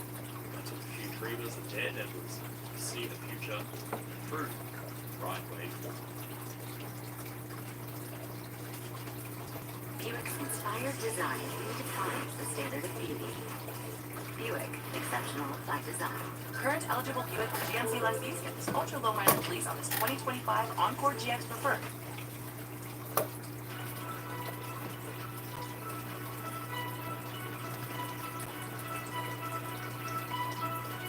It's a bright sunny day, sitting tall and proud on the stocks of the slipway, the towering hull of a huge ship ready for launch. This is the RMS Titanic, the newest of the Harland & Wolff shipyard's works in Belfast. Very soon she'll be rumbling down the slipway to float for the very first time. The Titanic was just one in a long and proud line of ships built by this legendary company. Remarkably, most of the work was done by hand. Men drove home red-hot iron rivets into hard steel with huge hammers. They scaled enormous scaffolding that kissed the clouds and overlooked their home city. Craftsmen, artisans, ironworkers, riveters, boilermakers, they all came together to create an army thousands strong to build massive ships all in-house. Harland & Wolff was founded in Belfast in 1861 by Edward James Harland and Gustav Wilhelm. The shipyard was originally tasked with building ships for the Biddy line. The ships delivered by the yard sported design innovations that instantly set Harland & Wolff apart from their competition. Gustav Schwab, responsible for helping to partially fund the shipyard, who also had a sizable investment in the Biddy line, would later join forces with Thomas Ismay to acquire a particular struggling shipping company, the White Star Line. Schwab, seeing the opportunities for a fruitful partnership, made a deal with Ismay that Harland & Wolff would provide White Star Line with new ships to fill out their new fleet, and in return, White Star Line would promise to acquire their future ships only from Harland & Wolff. It was with this arrangement that the wheels of fate began to turn, and the stage was now set for the construction of some of the most famous ships the world has ever seen. Fast forward to the second decade of the 1900s, Harland & Wolff had exploded into one of the world's largest shipping concerns. Located in Belfast, Ireland, was a vast complex with shops dedicated to just about everything you could imagine that needed making in-house to form, piece by piece, the entirety of a massive ocean liner. There were workshops dedicated just to making portholes by their hundreds. There were fan workshops, paint workshops, engine and boiler room sheds, carpentry shops, and many, many more. Now, this vast industrial town of a shipyard was tasked with designing construction of White Star Line's newer superliners, the Olympic class. It would require a massive amount of skilled manual labor to get the job done right. Now, these just weren't fancy boats for the wealthy. After all, they were a source of national pride, so they had to be built to an exacting standard without a single rivet out of place. Olympic and Titanic were, at the time, the largest man-made objects ever to be built, and their splendor and beauty all pay a testament to the craftsmanship and keen eye for detail that went into every square inch of their massive 45,000-ton structures. Harland & Wolff was well known for supplying White Star Line with the largest and most luxurious, safest liners at sea. The partnership, after all, that by 1910 had gone back decades, and it culminated thus far in the previous generation of massive luxury liner known as the Big Four. Olympic and Titanic would be the new golden standard of seafaring. They would require the utmost in design and workmanship. Here's how they did it. The shipyard was very particular about the men that it hired. They had to keep a rigid set of standards for those they did employ. Some 3,000 men were assigned to build Titanic. It's about 20% of the yard's total workforce. Many of them were as young as 16 when they started at the yard. But how did you even find yourself employed in one of the world's biggest shipbuilding operations in the first place? Well, there were three main ways that a prospective worker could get their foot in the door. Some young men, more well-off families, joined the yard as a pupil or premium apprentice. In fact, this is exactly how Lord Edward Peary, the shipyard's chairman by 1912, had started out way back in 1862. After paying a fee of around £100 for what would today be $14,000 US dollars or £11,000, the people would be taken on as a gentleman apprentice with hopes of rising through the ranks of the shipyard management. This apprenticeship would see the pupil learning basically every trade involved in shipbuilding, and if his work was enough to impress the superiors, he would see himself rewarded with a sizable promotion at the end. Titanic's chief architects, Alexander Carlisle and Thomas Andrews, had both worked their way up in Harland and Wolff as apprentices, where they both spent tireless hours mastering their craft in each and every workshop of the shipyard. Andrews actually began his 5-year apprenticeship first at the joiner's shop, where he spent 3 months learning to craft the ship's wooden fixtures. From there, he spent several months with the cabinet makers, refining his skill of creating furniture for the ships, and soon he moved on to other areas. For the first 3.5 years of his apprenticeship, Andrews learned everything from framing, plating, to painting, riveting, until he finally came to the real challenge: 18 full months spent in the drawing office.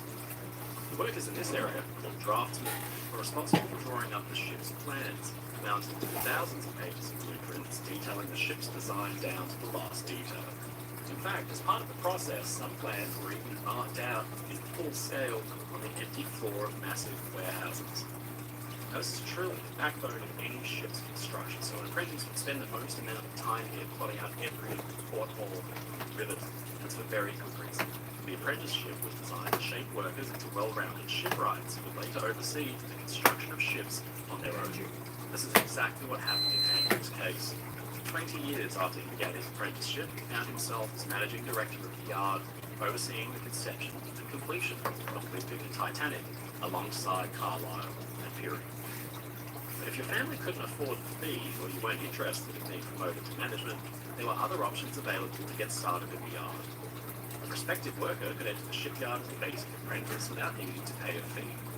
These were usually tradesmen intent on becoming artisans or workers in one specific area of shipbuilding.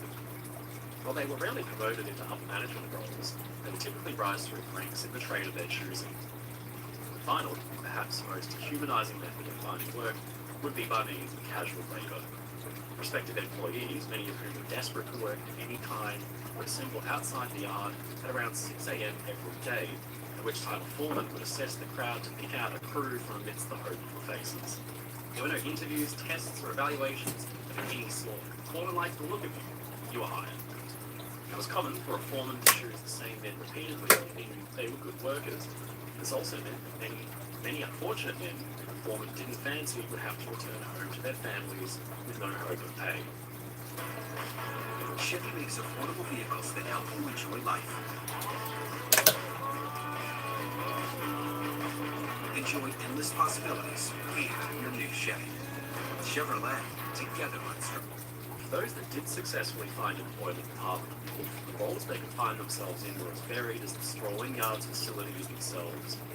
Work was primarily divided into two separate areas of the yard: the shipyard proper and the engine works. The shipyard was of course concerned with the construction of the ship itself, while the engine works dealt with construction of boilers, engine and propelling machinery. It took thousands of highly skilled labourers working across various departments to bring a ship like Titanic to life, and the roles were far too many to list here.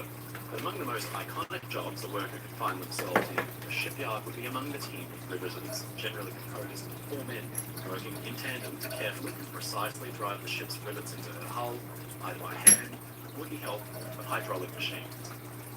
The job was of the utmost importance and required no small amount of skill, as these rivets, about 3 million of them in Titanic's case, literally held the ship together. Riveters were paid per rivet, not per hour. This meant that many workers exacted schemes to ensure that they would take home a few extra pence at the end of the week. One scheme required the heater boy, responsible for heating the rivets in small furnaces, as the name implies, to sneak into the yard early before work began and light the fire that heated the rivets so that the rest of the team would waste no time getting started. They could eke out a few more rivets by the end of the day. But it's important to note that being paid per piece didn't, surprisingly, encourage the workers to rush or deliver sloppy work. A member of the team called a rivet counter saw to that. Shipyard workers were actually proud of the ships that they built as well. Even with their pay on the line, they generally did their best to make sure their work was of the utmost quality. For Harland and Wolff management, overseeing a workforce of this size was no easy task. Because of this, all workers were supplied with a list of rules they had to adhere to in order to continue with their employment. To start, workers were to arrive ready to work at 6:20 a.m. sharp every day, equipped with their own set of tools, either purchased with their own funds or gifted from a family member or friend, but never provided by the shipyard. Workers could only enter and exit the shipyard through the appropriate gates, otherwise they could be terminated on the spot. Upon entering the shipyard, a worker would be presented with a board, as it was known, which was a small square of wood used to keep track of the hours spent working. A worker's board was to remain on him at all times, only being surrendered during bathroom breaks, which workers were allotted just 7 minutes per day. An employee called a minute man was responsible for keeping track of these very important 7 minutes, ensuring that no one took more than their fair share of bathroom time, if you want to call that fair. The board would also be turned over to an employee called a timekeeper at the end of the workday, whose job it was to calculate all the hours worked and the wages owed. Now, this system was not without its flaws. Boards, being small wooden objects made for enjoyable projectiles for the workers to unceremoniously chuck at unsuspecting timekeepers, who would then have the unenviable task of rounding up all the boards that were now strewn about the floor. What were the conditions in the yard actually like? Workplace safety regulations still had decades before they would be properly implemented. This period in time was infamous for countless avoidable workplace accidents. Harland and Wolff was sadly no exception. Contrasting the immaculate, elegant liners they were knocking together rivet by rivet, the workers knew very little of luxury. While building Titanic, 8 men lost their lives, and about 250 more sustaining injuries. The constant hammering and use of loud machinery meant that many riveters were prone to deafness, and the handling of red-hot rivets often led to burnt or calloused hands. Shipyards were also notorious for their use of asbestos in everything, from insulation to a special mitt worn by members of the riveting team to protect against the heat. Now this, of course, led to extremely high rates of cancer among shipyard workers. One rivet counter, Robert Murphy, tragically lost his life when the 2 wooden planks he was standing on gave way just as he raised his hand to count the rivets before him, and he fell 50 feet to his death as his fellow workers watched helplessly nearby. Now the danger didn't just extend to the time spent working on the ship either. One of the most infamous and tragic deaths associated with the building of Titanic actually happened not during construction, but on the day of her launch. It was a bright, cheerful day. Titanic stood proudly on the slipway, finally ready to take to the water for the very first time. As a lively crowd and a number of proud shipbuilders looked on, the timber stays that were used to hold the ship in place were knocked away, and all eyes were on Titanic as she began to slowly slide down the waves. Cheers and applause followed as the vessel hit the water, but obscured from the crowd's view was the tragic and untimely demise of James Don, a shipwright who was horrifically crushed by a fallen wooden support as the ship was released from her stays, making him the first official victim of not yard number 401, but the RMS Titanic.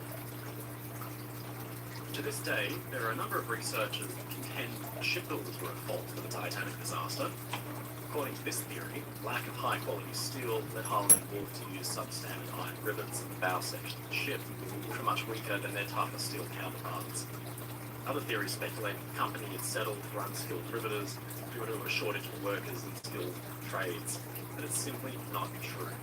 Despite the raised eyebrows, for all the parties blamed for the sinking, no fault was ever found on the part of Harland and Wolff. In fact, all evidence collected shows that the yard designed and constructed the liner to exacting specifications for her owners, and strict standards put into place by the British Board of Trade. For all of the heartbreaking tragedy that befell the ship, she was, at the end of it all, still a well-designed and structurally sound vessel.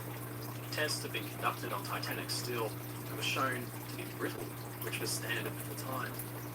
Advanced knowledge of the molecular composition of metal and alloys was still decades away, and the shipyard did the best with what they had for the time. Had it not been for the unfortunate circumstances, that historic Titanic may very well have enjoyed a successful career as her sister Olympic, the pride of her shipbuilders, who went on to delight seafarers for a remarkable 24 years. These vessels were not quickly slapped together and tossed into the sea with fingers crossed. They truly were the best that Edwardian engineering had to offer. Every rivet, frame, and plate on Titanic was placed with the utmost care and showed through every square inch of her richly appointed structure. At the end of the day, what made people believe the Titanic was unsinkable was not her lavish appointments or her staggering size, but the solid and sound construction, testament to the literal blood, sweat, and tears poured into the liner by her builders, who were, of course, devastated to hear of the loss of their pride and joy once word had spread of her sinking. While Harland & Wolff did not succeed in building an unsinkable ship, what they did succeed in building was an unsinkable legend. The behemoth whose splendor will continue to transfix the world for generations to come.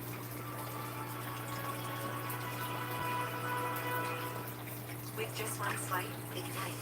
New Revlon Super Lustrous Glimmer Gloss. 3D shine for fuller looking lips. Non-sticky feel, plus an instant hydration boost. Take the world from dim to bright.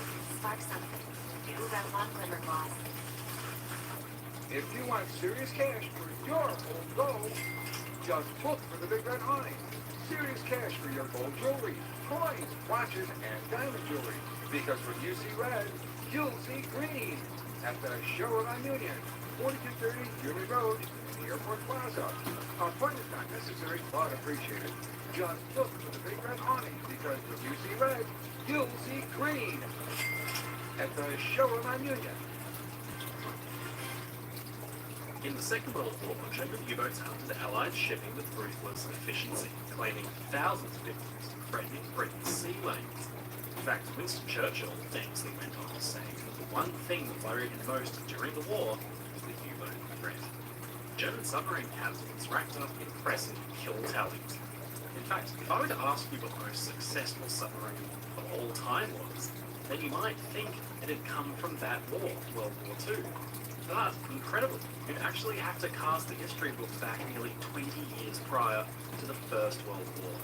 The SN U-35 somehow defied the odds and overcame technological limitations at the time to become the most deadly undersea hunter of all time. The submarine would go on to sink a devastating amount of Allied shipping, equating to nearly 500,000 gross registered tons. The submarine was, at the start of the First World War, as yet unproven. Many in the British Admiralty considered it to be little more than a toy, but it was the German Imperial Navy that had taken a much more active role in developing the submarine into a fearsome fighting weapon. The German subs, called U-boats, the German word Unterseeboot, emerged in the early 1900s and were refined with each subsequent class. In 1912, enough lessons had been learned to begin production of a particularly efficient class of sub called the U-31 class. Now these things were for their day absolutely cutting edge. U-31 and her sisters were fairly long, around 212 feet or 65 meters, with space inside enough for 35 men. On the surface, the boats were powered by 6-cylinder 2-stroke diesel engines, giving them 3,700 horsepower total. But back then, diesel technology was really just in its infancy. The engines gave the boats a fairly modest top speed of about 16 knots on the surface. Below the waterline, though, the diesels were disengaged and the screws were driven by electric motors. Now, this silent setup could drive the sub forward at just over 9 knots. Not fast enough to catch up to or overtake enemy vessels, but fast enough that reposition could be done for a better attack. The boats were actually designed to operate mainly on the surface, diving only after the enemy had been sighted. At the start of the war, the U-boats operated according to the so-called cruiser rules, intercepting Allied ships, ordering them to surrender, and only then engaging and sinking. The Germans were dismayed to discover that the British and Allied ships, instead of surrendering, began to attack the surface submarine, some even veering off to ram and sink them. It changed German doctrine of the way submarines were used forever. Now there would be no warning before the deadly blow was struck. The U-boat's primary weapon was the torpedo, then over 6 meters or 263 inches long, packing a massive 353-pound, 160-kilogram Exonite explosive lead. They were driven at speed by piston engines, turned with compressed air, mixed with kerosene vapor to ignite, expanding the air to provide more power and driving a single propeller. Now, the Kaiser's U-boat fleet was very well trained. They were keen to show what they could do at the outbreak of the war. Fortunately for the British, one of those submarines would prove to be very, very good at hunting indeed. The U-35 was sister boat to the U-31. From the outside, there was nothing out of the ordinary about her. The design was not revolutionary. She didn't push the technological boundaries or anything like that. There was nothing to suggest this modest U-boat would go on to become the deadliest submarine of all time. Her first skipper was Captain Waldemar Koppel, a keen German Navy veteran who led U-35 on her first successful patrols. After initial reconnaissance work, U-35 was let loose to do as much damage as she could. Those early days were highly lucrative for the boat. In the first year or so of the war, she sank no less than 38 ships, nearly all of them British and French transports. The final kill in this period was the ship Sun Notoriety. Back in 1912, the liner RMS Titanic had sunk after striking an iceberg. Famously, the mystery ship could just be seen off in the near distance, which never seemed to respond to distress calls from rockets. That ship was called SS California. Her crew were horrified to discover the next morning that Titanic had sunk, but the strange sights they'd seen had actually been the Titanic going under. In late 1915, it was California's turn. She had been damaged by a torpedo hit from U-34. Under tow by a French vessel, U-35 struck the final killing blow. The Californian, the unlucky villain of the Titanic story, was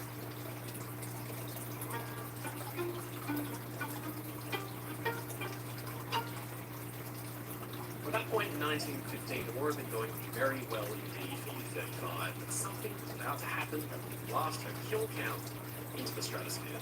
Captain Koppel was transferred down the conning tower hatch for the first time, stroke Captain Lothar von Arnaud de la Perrière in his place. De la Perrière was a Russian aristocrat of French-German ancestry. He served in battleships, cruisers, and then as an adjutant of the war's outbreak. He then had a quick stint in the Zeppelin service before bizarrely transferring to the U-boat arm, which is about as far away from airships as one can get. It was here that de la Perrière would find his true calling.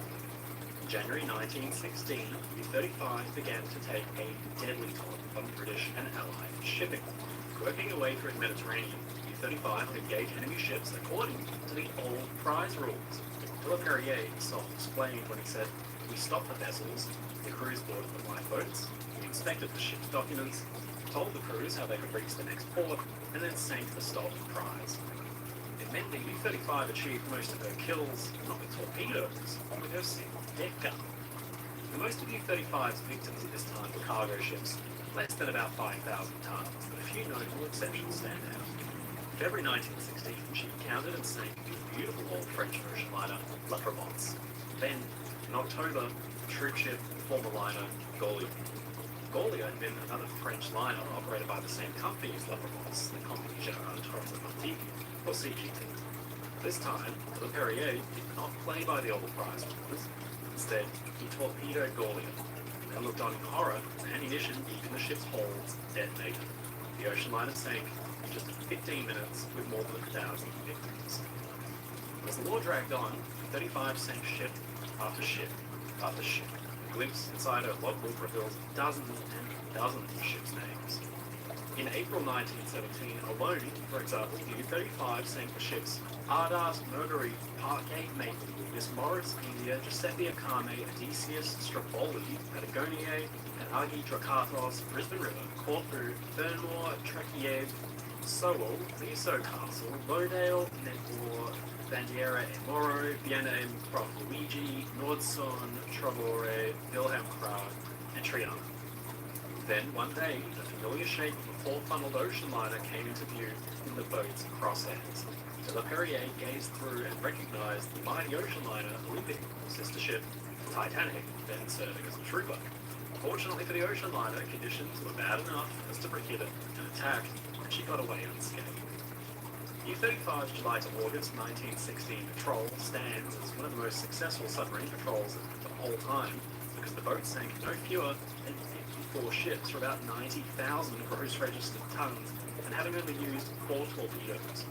Now for this, de la Perrier was awarded one of Germany's highest military honours, the Pour le Mérite Medal, also known as the Blue Max.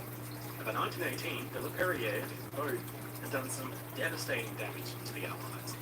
In fact, under de la Perrier alone, some 193 Allied ships totaling about 453,000 tons of shipping, which is by itself an astounding amount, had been sunk, making de la Perrier the most successful submarine skipper of all time, a record as yet unchallenged. De la Perrier was replaced by 2 captains who couldn't quite recapture the magic of their forebear, but still, by the end of the war, U-35 had sunk a further 7 ships. Late 1918, she was surrendered to the British, who at last came face to face with the boat that hunted them for years. U-35 had sent 220 ships to the bottom of the ocean from as many nations as Denmark, Egypt, Greece, France, Japan, Italy, Norway, Russia, Spain, Sweden, Tunisia, and Britain. She'd engaged and sunk 3 Royal Navy warships. The final tally of sunken tonnage came out to 505,121 gross registered tons. It's a record for a single submarine that hasn't been challenged ever since. By contrast, in World War II, the most successful German U-boat, U-48, sank about a quarter of the number of ships U-35 had. USS Tang, the most successful American submarine, also sank about 1/4 the amount of tonnage that U-35. De la Perrier, U-35's most successful commander, was quite flippant about his success. When asked about his record-breaking 1916 patrol, he said simply that it had been, quote, quite tame and dull. U-35 was given no special treatment by her British captors, and moreover, mothballed and finally broken up for scrap in 1920. History's most fearsome undersea hunter ended her career at the breaker's yard, turned into razor blades, while today there are 220 shipwrecks still on the ocean floor, attributed to this one ferocious submarine. Having insurance isn't the same as having State Farm. It's like getting baked man. You need that man. Stop! Whoa, cat lady! Time out! Nice baby bag. Thank you. Don't settle for just any insurance when there's State Farm.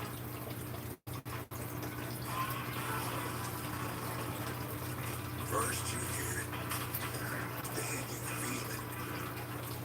That's the crunchy, melt-in-your-mouth feeling of Ritz toasted chips. It's April 15th, 1912, about 370 miles off the coast of Newfoundland, in the middle of the North Atlantic Ocean. The night air is cold, calm, the sky is alight with stars, and the ocean is as still as glass. And on it, the world's newest, grandest ocean liner, RMS Titanic, is going down by the head. Witnesses who were standing among the crowds of people filling the boat deck, looking on as families were separated in the chaos, noticed something peculiar as one of the final lifeboats, collapsed to the sea, began to be loaded.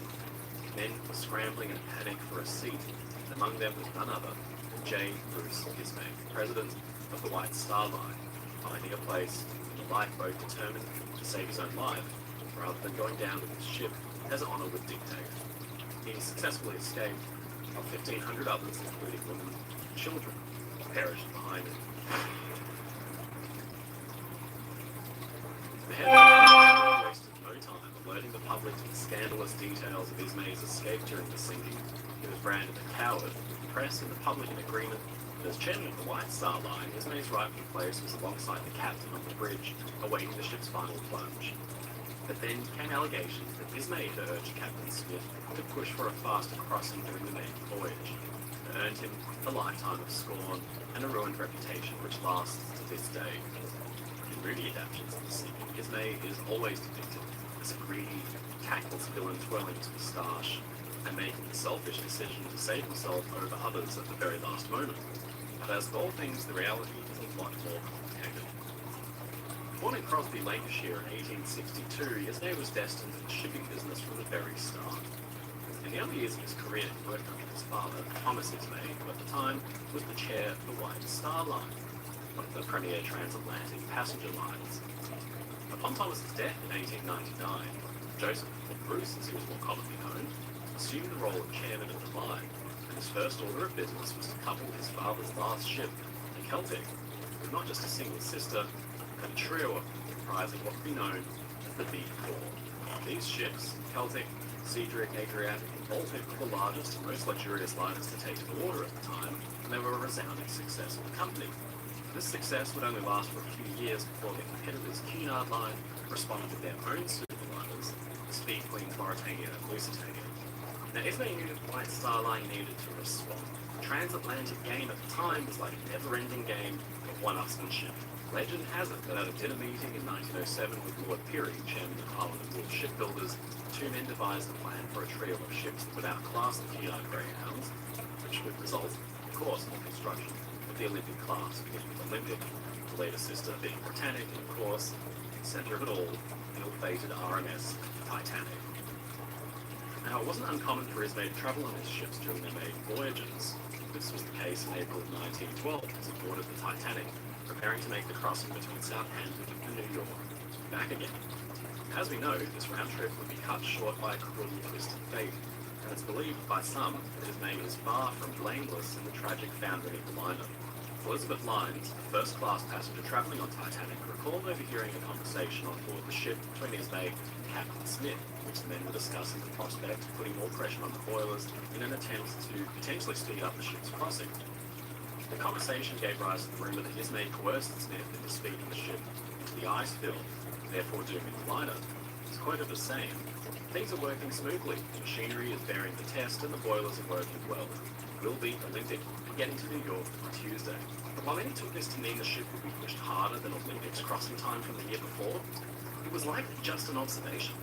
At the time of that conversation, the ship had been steaming along at an impressive clip. The Titanic was on track to beat her sister's crossing time.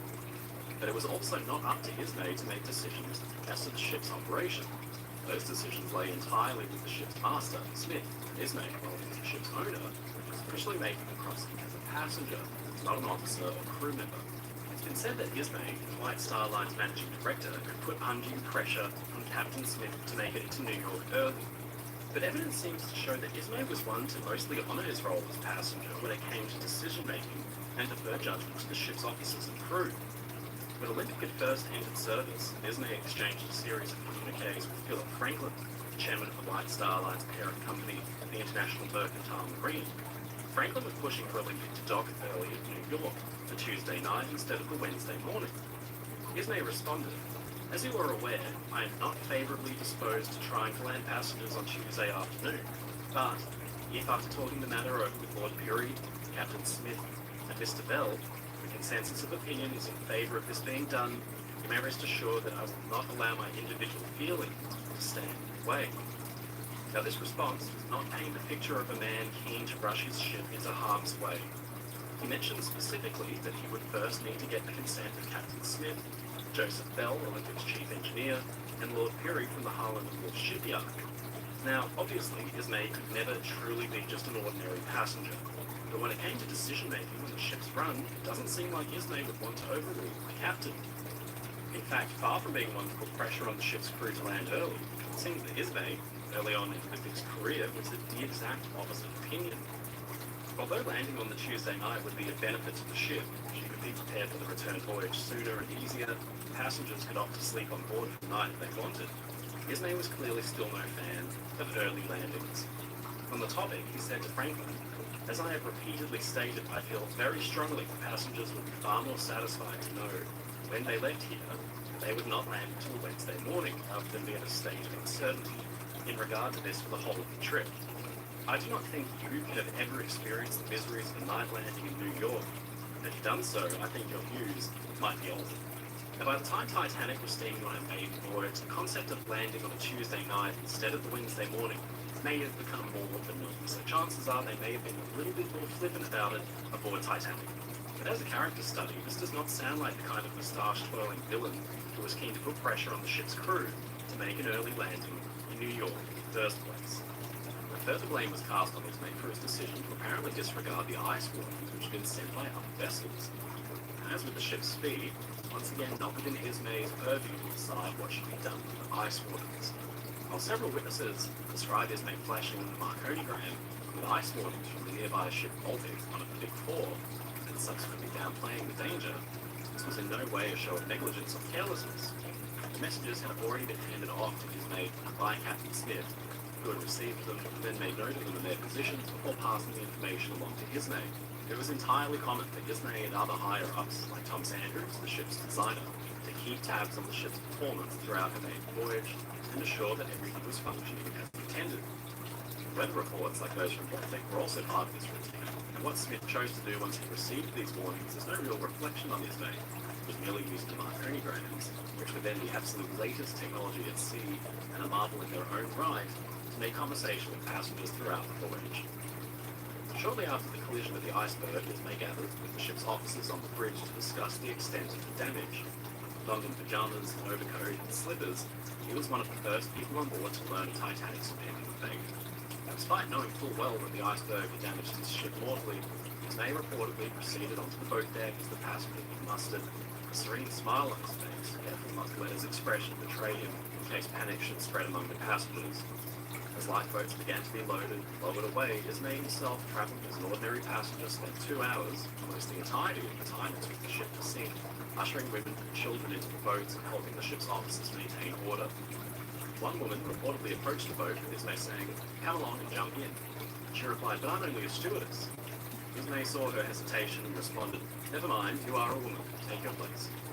Some other officers recalled that Ismay was so insistent on helping women into the boats that they felt he was hindering their own efforts, with Fifth Officer Harold Lowe at one point exploding at Ismay to stop interfering in his work. Ismay, by this point, was a little more panicked and called for a boat to be lowered away over and over again. Lowe bawled, "If you will get the hell out of it, and I shall be able to do something." From this point onward, Ismay continued to assist passengers, and also stayed out of the way of the other officers. It wouldn't be until the third to last boat was being lowered that Ismay considered escaping the ship himself. Now, the Senate hearings held after the sinking placed Ismay in one of the final lifeboats to leave the ship, collapsible sea, only after he and another male first-class passenger, Mr. William Carter, repeatedly called out to assure that no other women and children were around to take their seats in the boat. The popular media would go on to relentlessly lambast Ismay for his decision to board a lifeboat in lieu of women and children, despite the fact that he had spent the ship's final hours helping to save as many lives as he could. Ismay, it seems, was adhering to the policy of women and children first, rather than women and children only. In maritime disasters, the policy was for women and children to proceed into the lifeboats first, and men would only be permitted aboard once there was room. As both Ismay and Carter made sure no more were waiting to board, protocol dictated that they could freely board the boat themselves. With no women and children in sight to take Ismay's place in the lifeboat, no further lives were lost as a result of his decision to save himself. Perhaps to underline this, collapsible sea's total occupancy upon leaving Titanic was 44 passengers, while its ultimate capacity was 47. This lends credence to his testimony that no further passengers were waiting to be helped into the boat as they made the decision to enter it, because the boat was never completely filled. Testimonies also state that just prior to Ismay climbing into the boat, there was a large group of men scrambling for a spot. Called the Chaos, it said that an officer, reportedly First Officer Murdoch, fired 2 warning shots into the air, bringing the crowd to order. The gunshots would have been enough to frighten much of the crowd away, sending many in search of other means of escape. With no one standing around, enough room for several passengers still available in the collapsible sea, Ismay and Carter stepped into the boat as it began to lower away. For Ismay, this would prove something of a miscalculation, to say the least. This one's for the curlies. Tangles are out, moisture is in. Made for your type, lives up to the hype. Aussie. Pampers Swaddlers. Up to 100% leak-proof protection, up to 0% skin irritation. Edwardian culture focused on the concept of the ideal man, one who would sacrifice himself gladly for king and country. It was the kind of ridiculous, nationalistic chest-bumping that would lead in just 2 short years to the horrendous casualties of battlefield losses of the First World War. Even children were being indoctrinated with this stuff. In Peter Pan, published just 1 year before Titanic sank, the titular character is confronted with his impending fate and, unable to escape, simply stands up proudly to declare, "To die will be an awfully big adventure." In the same book, Wendy confronts the pirate Hook, who says, "So my duty, you are to see your children walk the plank. Are they to die?" asked Wendy. "They are," he snarled. At this moment, Wendy was grand. "These are my last words, dear boys," she said firmly. "I feel that I have a message to you from your real mothers, and it is this. We hope our sons will die like English gentlemen." This was a best-selling children's novel, and it was this kind of rigid, ideological society that Bruce Ismay would soon face.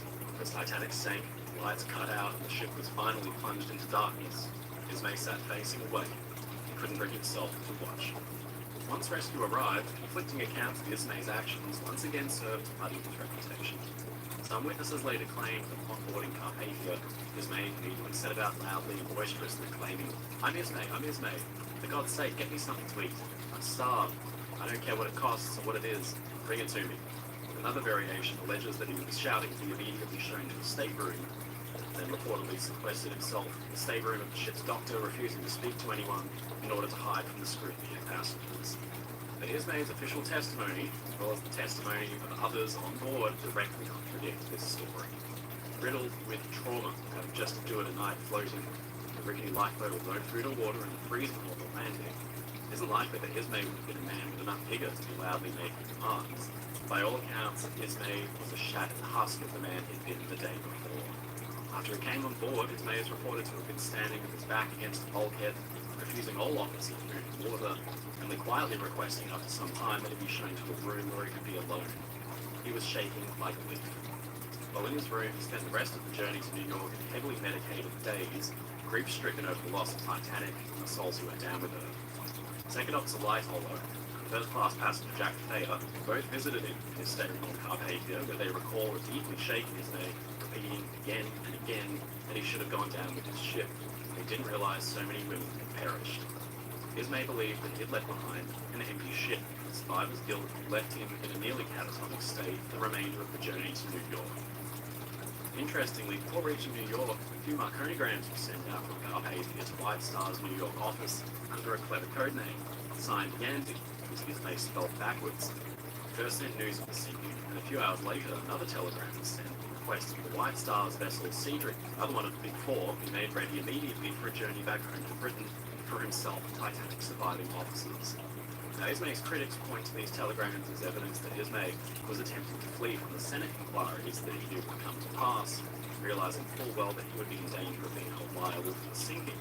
The White Star Line, Titanic's owner, was itself owned by an American conglomerate, the International Mercantile Marine. But Ismay's own testimony contradicts this as well. He claims that he was unaware that the hearings would be held in the US. He'd assumed that because Titanic flew the British flag, the inquiries would be held on British soil. So it seems likely that Ismay was actually trying to make him and his officers ready for an inquiry at the first possible notice. Officer Lightoller testified he'd even offered the suggestion to Ismay himself, as he was under the same impression. Both men insisted that the telegrams were Ismay's attempt to ensure he'd be present for the proceedings, rather than planning to run away from them entirely. Of course, public opinion of Ismay plummeted after the sinking. Newspaper headlines branding him a coward, and rumours spreading that he even dressed in women's clothing to disguise himself and be allowed entry into a lifeboat. Yellow journalism was firing on all cylinders, with one man in particular, the powerful American journalist William Randolph Hearst, dubbing him J. Brute Ismay and publishing scathing political cartoons in an attempt to smear Ismay's name. Hearst was no Ismay fan to begin with. The two had already formed an intense dislike of one another after years of disagreements. Defamation in the American press left little for Ismay in the way of recourse. There would be very little pity from the public for a powerful and wealthy businessman who reportedly chose to save his own skin rather than die honourably.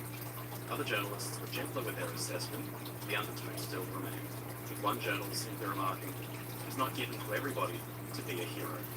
Ismay was also widely blamed for the lack of lifeboats available on Titanic. Critics were quick to point out that the lack of lifeboats must have been a cost-cutting measure on Ismay's part in order to make the ship more profitable, which is a ridiculous myth that still exists to this day. But Titanic, like all other ships of her time, was built to specifications required by the British Board of Trade. Titanic's designers had actually exceeded this expectation by providing more lifeboats than was necessary. Once the Senate inquiry into the sinking was concluded, Ismay was cleared of all liability relating to the sinking. Senator Smith, who oversaw the proceedings, determined that Ismay had done everything in his power to save as many lives as possible in the 2 hours he spent on deck, and that in not choosing to save himself, he would have added just one more life to 1,500 already lost. Despite having been legally cleared of any wrongdoing, Ismay would never recover from the public scorn and the trauma of having lost Titanic. He quietly resigned from most of the companies he oversaw, but he stayed on as chairman of the White Star Line to oversee a grim task. He stayed on to help pay out insurance claims filed by victims of the disaster.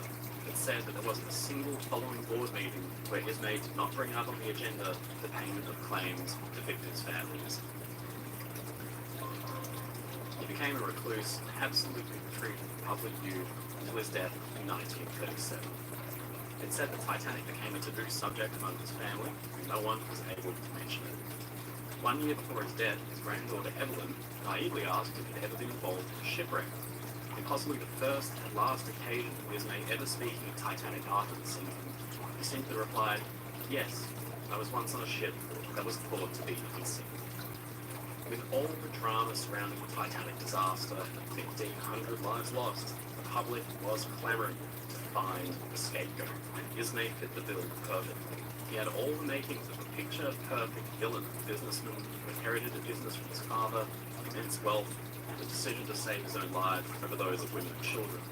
So much of this narrative was by design, essentially propaganda by an American press controlled by anti-British management that had everything they needed to construct the perfect villain in the form of J. Bruce Ismay. The betrayal stuck. Almost every depiction of Ismay in Titanic-related media, like movies and films since the sinking, has depicted him as the nefarious businessman risking lives to turn a profit. Those responsible for this journalism, quote-unquote, most notably William Randolph Hearst, were not out to expose the truth. He just had been handed the story of a lifetime, and Ismay was caught in the crossfire. To this very day, we see the effects of Ismay's smear campaign. His name has become associated with spinelessness and greed in the face of the world's most famous maritime disaster.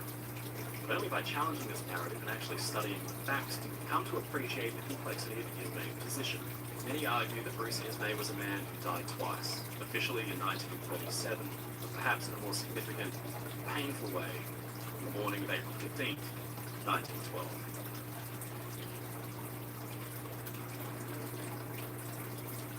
Ladies and gentlemen, it's your friend Mike Brady from Ocean Science. Thank you so much for watching this video. If you enjoyed it, please leave a comment below. Don't forget to subscribe to the channel to get new videos out weekly. If you want to support my work, you get really cool perks like behind the scenes and early access. Please visit my Patreon and the link in the description below. And sign up as a YouTube member. Come and join the crew. As always, stay safe, stay happy. I'll see you again next time.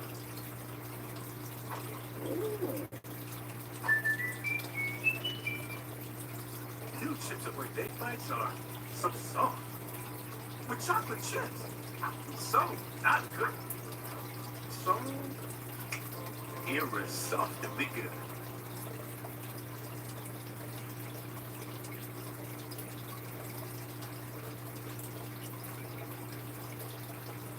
This video is brought to you by World of Warships. Ladies and gentlemen, it's your friend Mike Brady from Ocean Liner Designs. And in the field of conflict during the Second World War, one ship's destruction has now reached legendary status and continues to puzzle experts to this day. That ship was, of course, the HMS Hood. Hood was catastrophically destroyed somehow and sank in minutes, losing almost all of her crew. But why? And how? How did a modern warship sink so dramatically in such a rudimentary engagement with the enemy?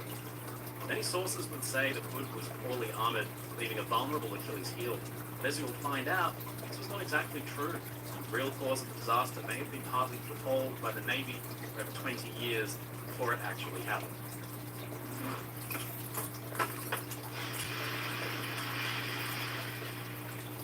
It's May 1941, and the mighty battlecruiser HMS Hood is steaming through a dreary, cold sea alongside the newly commissioned battleship Prince of Wales. They are on a special mission to intercept and engage a powerful enemy force which threatens to break out into the Atlantic and hunt down crucial Allied merchant ships, which are providing a lifeline to the British people. 2 German warships have been spotted on May 23rd in the Denmark Strait between Iceland and Greenland, so Hood and Prince of Wales set off in pursuit. Now all eyes onto its bridge were glued to the horizon, keeping a lookout for the enemy. Then, 5:37 a.m. on the 24th, there came a call. 2 ships had been spotted in the distance. Slowly, their ghostly presence came into focus and recognition. They were German. One was the heavy cruiser Prinz Eugen, and the other, the battleship Bismarck. Bismarck is a ship which has a lot of myth and hyperbole attached to it, so here are the facts. The ship, along with its sister, Tirpitz, is the most powerful German warship afloat. All warships are built with very specific roles and purposes in mind, guided by their Navy's doctrine and the expected theatre of operations. Bismarck and Tirpitz were designed and built to engage and sink enemy warships in relatively close-range engagements in the North Sea. These were Germany's home orders, designed specifically with fast, French Richelieu-class battleships in mind as an adversary. Bismarck and Tirpitz would need to engage enemy battleships and receive multiple hits going. A whole 40% of Bismarck's combat weight was dedicated to protecting the warship from enemy fire, which is a huge number, comparatively speaking, from other warships from the time. They were built to be fast, at top speed of 30 knots, ideal for engaging the enemy and slipping away if necessary. Curiously though, although Bismarck was designed to go toe-to-toe with enemy battleships, the guns were of a relatively small caliber, 380mm or 15-inch main guns, which fired a fairly lightweight armor-piercing round. At a full broadside, Bismarck could send 14,112 pounds, 6,400 kilograms of projectiles at the enemy. But by contrast, some World War I era battleships could send up to 16,800 pounds downrange. Contrary to popular belief, in the Second World War, 51 battleships could fire a broadside heavier than that of Bismarck. But with the outbreak of the Second World War, Bismarck's intended use changed because the Kriegsmarine changed the battle. Germany had rushed to rearm in the lead up to World War II, building as many tanks, aircraft, and warships as they could. But Britain's navy was the largest in the world at the time. By September 1939, in European waters where Germany could field 3 battleships, the Royal Navy could respond with 9.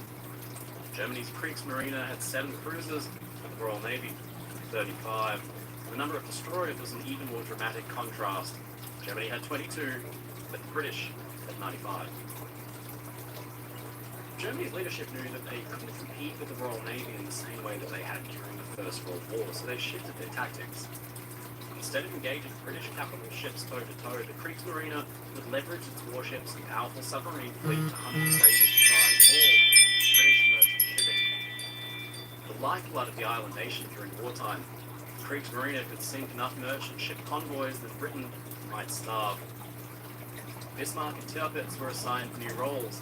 They would not seek out British battleships for a fight. Instead, they would use their speed to slip out into the Atlantic Ocean and hunt down Allied cargo ships. There was a role for which Bismarck was not originally intended, but for which she was still very well suited. Other German battleships operated in the same way. In January 1941, sister ships Gneisenau and Scharnhorst slipped out into the North Atlantic Ocean and hunted merchant shipping as a pair. In 2 months, they sank or captured 22 Allied merchant ships. Bismarck was still being completed and tested then, but by May 1941, she was ready. Commanded by none other than senior-ranking Admiral and Kriegsmarine Fleet Chief Günther Lütjens, Bismarck was paired with the heavy cruiser Prinz Eugen, given its orders. The ships would sneak out from Gothenhafen, now Gdynia, Poland, and steam high over the British Isles and Iceland to avoid detection. Then, free in the North Atlantic Ocean, the warships could mercilessly hunt down Allied shipping to their heart's content. It was called Operation Rheinübung. May 19, 1941, Bismarck made steam and set off on a mission. Not surprisingly, the British weren't so keen on learning from passing Swedish ships and their crews that Bismarck and Prinz Eugen were leaving the protection of their home ports to go fishing, because it could mean only one thing, that another merchant raid was underway and their ships were in danger. They had to be stopped in their tracks. British and Allied lives depended on them. There are only a couple of likely routes that the Germans could use. The English Channel was the most direct way out into the Atlantic, but it's far too narrow. It's controlled constantly by British aircraft and warships. To the British, the most likely route seemed up north in the Denmark Strait between Iceland and Greenland. To that spot, they directed the British cruisers Norfolk and Suffolk, while further south, a powerful force of 2 capital ships and 6 destroyers would patrol of Iceland to catch the German ships if they were detected. Angry skin? Just add oat milk and juicy berries with Pink Dove Flavor Cleansing Collection. Solar Rider relies on UPS to help our adaptive golfers reclaim their lives.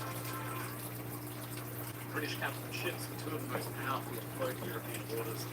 There were the brand new HMS Prince of Wales and the older HMS Hood. I mentioned that Bismarck was designed with a specific purpose in mind, so too was Hood. Prince of Wales, like Bismarck, was a battleship designed to slog it out enemy warships and keep them sailing. Hood was different. She was officially designated as a battleship, but as a battle cruiser, a class of ship whose origins stemmed from the First World War, which was designed to serve a completely different role to that of the battleship. Slogging it out, the enemy battleships like the prize Boxer, Wood, and the other battle cruisers like her were designed for speed, and we could chase enemy fleets and nip at them with their powerful battleship caliber guns. The point was to have a ship as powerful as a battleship, but with the speed of a cruiser, hence the name, battle cruiser. The Hood was a huge ship for its day. As built, she displaced some 41,000 odd tons. It was 860 feet or 262 meters in length. How do you get so big a warship to operate at speeds up to 32 knots? The one way to do this is to lengthen the hull. Typically, battle cruisers were longer than battleships because the longer hull form reduces drag into water and lends itself to a higher top speed. The second key factor in hitting higher speeds was to simply reduce the weight of the ship. Battle cruisers weren't expected to slog it out with enemy battleships, so armor protection could be shaved here and there to save on weight. Some myths exist around this today, contrary to modern popular history. Battle cruisers weren't armored at all. Still some of the most well-protected warships afloat. For instance, the formidable dreadnought battleship Queen Elizabeth featured belt waterline armor on her sides that was 13 inches or 330 millimeters thick, while Hood's waterline belt armor was 12 inches or 4 millimeters thick, angled outwards to increase its relative thickness. In fact, 35% of Hood's total mass was dedicated to armor protection, as opposed to Queen Elizabeth's 29%. Hood's deck armor plating has come under scrutiny after the loss, but the fact is the key lessons have been learned following the First World War, and her design have been changed to reflect this. At the Battle of Jutland on May 31st, 1916, 3 British battle cruisers famously catastrophically sank after receiving direct hits from German guns. Inquiries blamed poor propellant storing procedures and the magazine detonation. Some thought was given to the lighter nature of the battlefield detonate. It was thought this could prove an Achilles heel at long range, when shellfire arcs downwards and strike a warship, not from the side, but from above. Hood, which had only just been laid down, design changes made that the CEO be much better protected than the other British battle cruisers. The deck armor was increased in some places by as much as 0.3 inches or 10 millimeters. The belt armor was also thickened from an average of 10 to 5.3 inches, 35 millimeters, to an average of 8 inches or 203 millimeters. Slight changes meant that Hood's deck armor and belt armor was actually quite well protected from the shell caliber of choice for newer German battleships, 15 inches, 38 centimeters. Hood was so relatively well protected that many considered her to be kind of a fast battleship rather than a battle cruiser. Now, Hood wasn't any old warship, she was beloved. And become an ambassador for the war. She was for about 20 years the world's largest warship, therefore a serious object of curiosity during peacetime. She visited international ports, including my hometown, Melbourne, Australia, seen here. It's difficult to imagine a time when the general public would crawl over and spend the most advanced modern warship afloat. There they are. Known as the Mighty Hood, the ship was a household name in the lands of the British Empire and the Commonwealth, nothing short of a floating celebrity. At the Second World War's outbreak, she was somewhat dated, but she had components modernized and could still cause serious problems with the enemy. She was fast, she hit hard, and they were highly motivated. They weren't just on any ship, they were aboard the Mighty.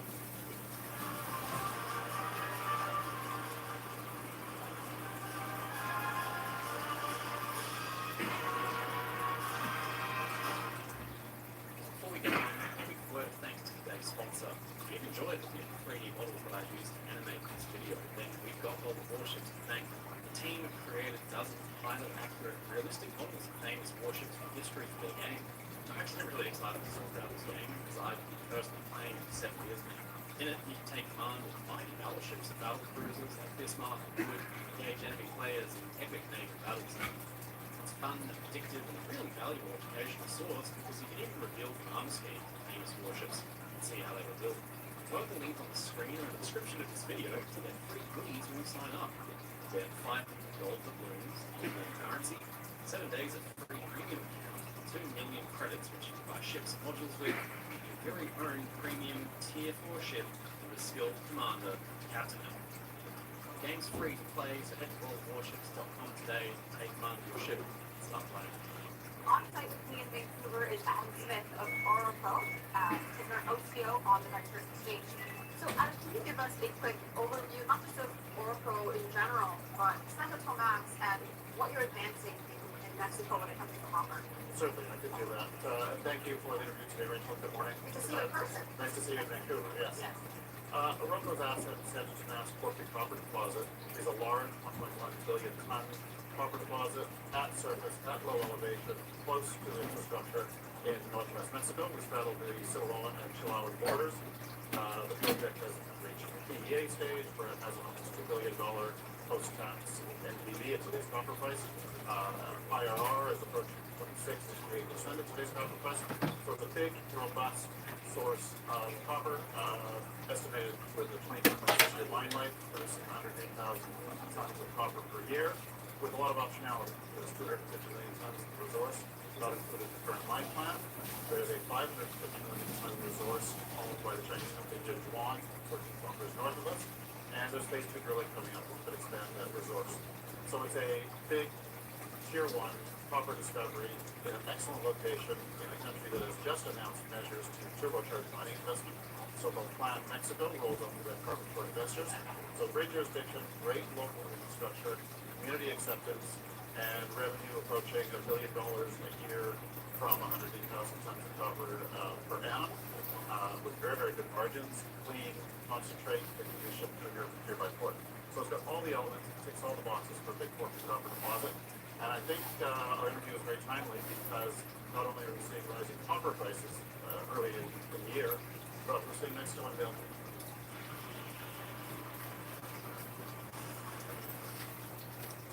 On May 24th, 1941, Bismarck would met Lucy Moore aboard British warships. British crews, of course, have been tailing Bismarck and Prince Eugen for some time, delaying their movements to Hood and Prince of Wales. British crewmen were at action stations, the mood was tense. They knew that soon they would be engaging the enemy. When? Suddenly, there they were. On the horizon, a patch of oil smoke finally revealed 2 German warships. They had successfully intercepted the German force. Now, they would have to stop them. Hood, Prince of Wales' guns turned around to face. It was 5:37 in the morning, but already the British had made a misstep. Instead of maneuvering to get in front of the German ships, Admiral Holland, the HMS Hood, had kept to his course just too long, meaning the Germans were getting ahead of the British ships. Soon the Germans would be able to bring all of their guns to bear on the British, while Hood, Prince of Wales, would answer only with their forward guns. This is a maneuver known as crossing the T. Admiral Lancelot Holland, commander of the British force aboard Hood, had a decision to make. Tail Bismarck, waiting back up to the north of the nearby battleship King George V, and other ships under the command of Admiral John Toby, were engaged with me now. He chose the latter. At 5:52 a.m., Hood fired the first shots of the engagement at a range of about 22 kilometers or 14 miles. Prince of Wales fired a minute later. The battle, Denmark Strait, had begun. Holland initially ordered his ships to target the lead German ship, realized it wasn't Bismarck, but actually the smaller Prince Eugen. Prince Eugen, cruising caliber guns could damage the British battleship, but did not penetrate their armor. It would kill them. Bismarck was a far more dangerous target, so fire priorities concentrated on it. Prince of Wales scored first blood. One shell hit the German ship's seaplane catapult, was out of action. The second shell passed straight through the bow without exploding.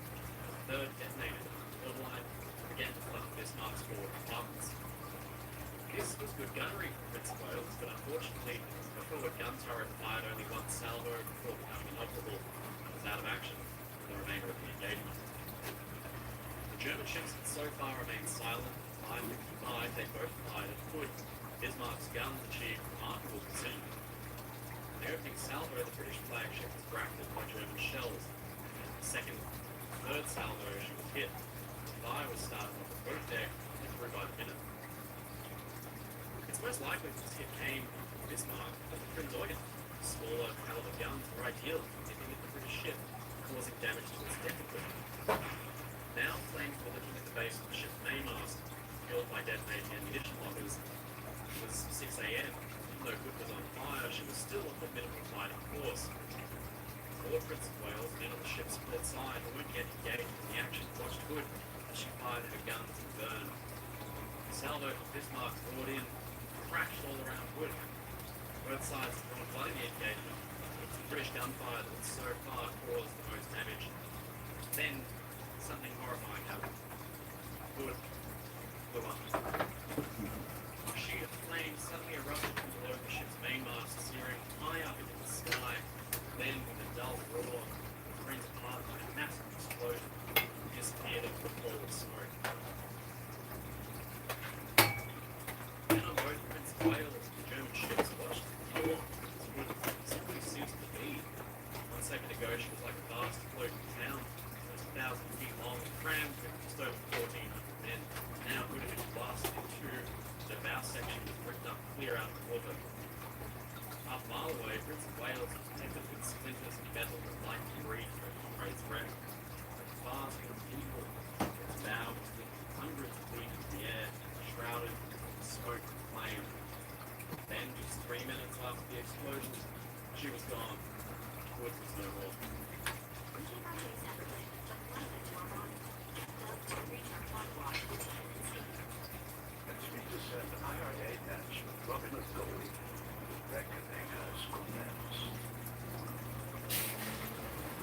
Prince of Wales had to make an emergency change of course to avoid the burning wreck of her fleet unit.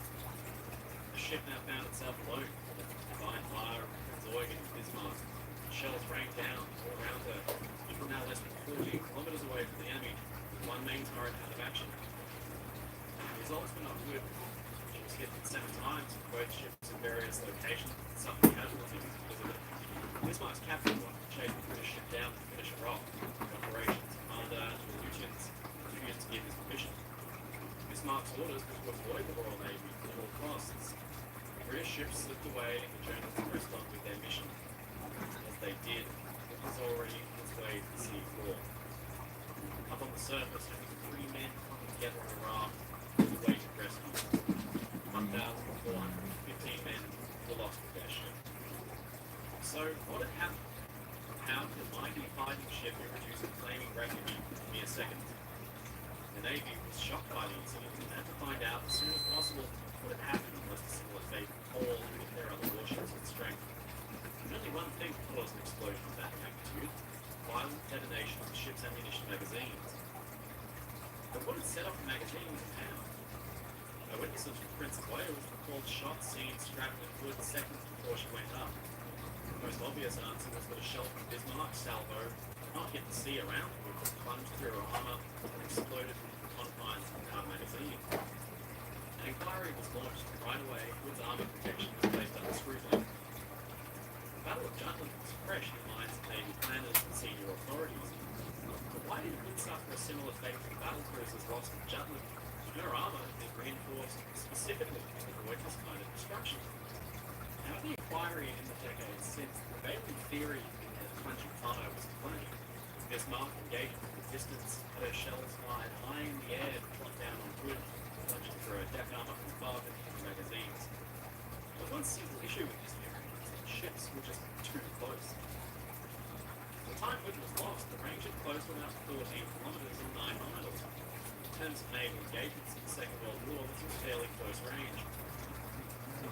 By contrast, some actions in the Pacific took place at ranges out to 19 miles, 31 kilometres. They meant that Bismarck's shells weren't curving dramatically up into the air. The trajectory was flatter. The shells were coming in, not directly from above, but from an angle that would starboard quarter. Despite this, the plunging fire hypothesis had been repeated in documentaries and books again and again, barely past the Hood as a ship whose deck armour had been sacrificed for more speed, and this lack of deck armour presented Achilles' heel.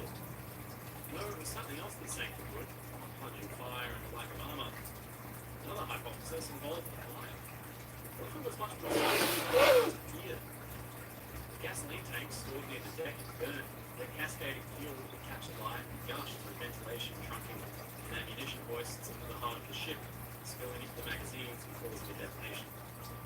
that this seemed most unlikely. The crew had secured many of the ammunition hoists, fuel tanks specifically for this very reason.